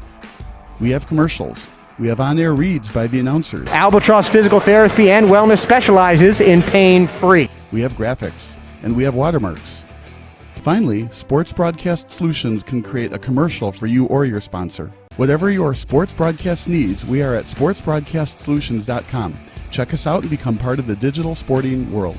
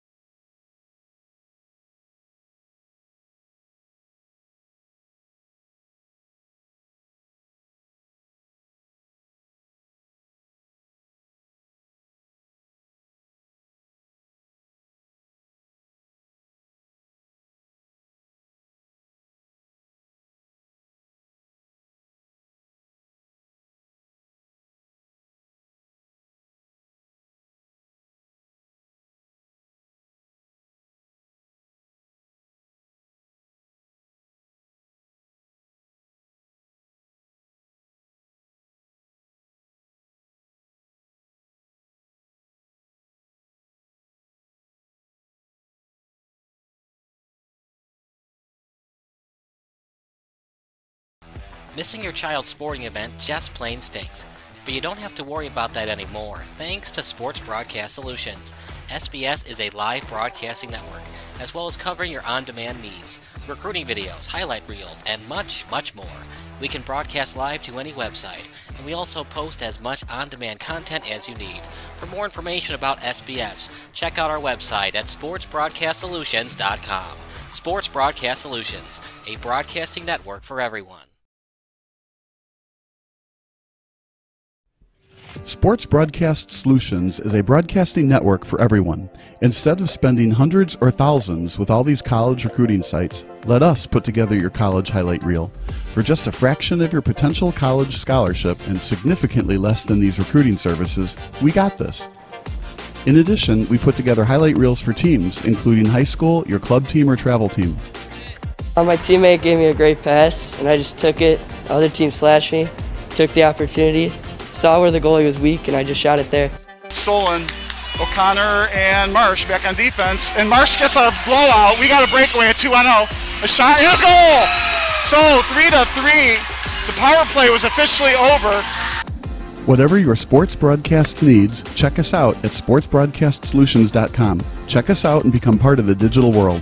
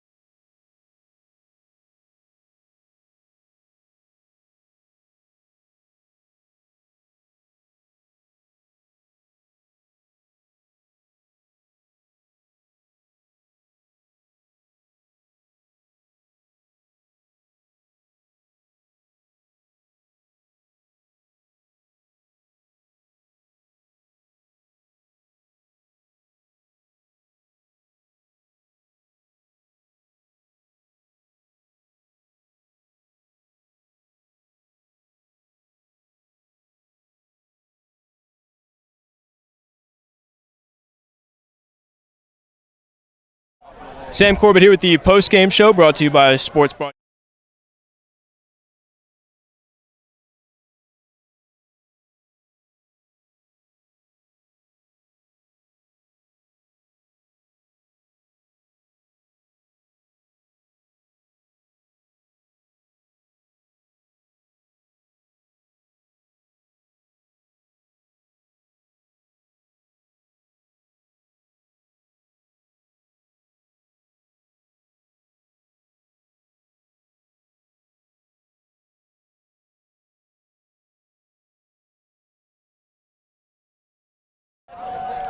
Sam Corbett here with the Postgame Show, brought to you by Sports Broadcast Solutions with Declan Walsh. Congrats on 4-0 already, starting to the 2024 season. Just initial thoughts after tonight's homecoming victory.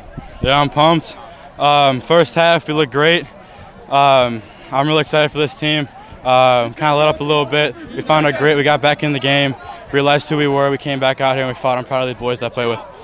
4-0 after a couple of years of going 4-5 in a row. What do you think has been the biggest change to this year's team? Definitely the leaders and the captains on this team. You can tell that the 5 captains, we all want it. And we set the standard high starting in last December, and we had everyone meet us to the expectation, and everyone rose to the occasion. We would come out here two times a year, 5 a.m. running on this field. And when we got down to the gridiron, we thought about those times. We thought about playing for each other, and now we want to let each other down. And that's what really drove and lit a fire underneath us. It was a story of 2 different halves, a shutout in the first half, and then 3 different scores, 2 touchdowns and a field goal in the second half. What was the message, especially after those 2 touchdowns in the third quarter, when you had to really batten down the hatches in the fourth? Just going back to play to our game. We saw that they stopped with their trickery that wasn't working in the first half. They went back to their base stuff. We went back to our base plan. We got back into it, repped it a million times in the backfield over at Benedictine. We got back in our game. We settled back down. A lot of big-time kids, made big-time plays. We came out here and we came out with a W. That's all that matters. One final thing, looking ahead to next week and be facing off against an undefeated Mount Carmel team, what's it going to take to give it to the Caravan? Complete focus 100% starting tomorrow morning at 8 a.m. when we come back in here for film. Everyone's going to have to be crisp. We're going to have to do our assignment. We're going to execute. We're going to have no plays off, and we're going to have kids step up. And I think we can give them battle. Congrats on the win, Declan. Thank you.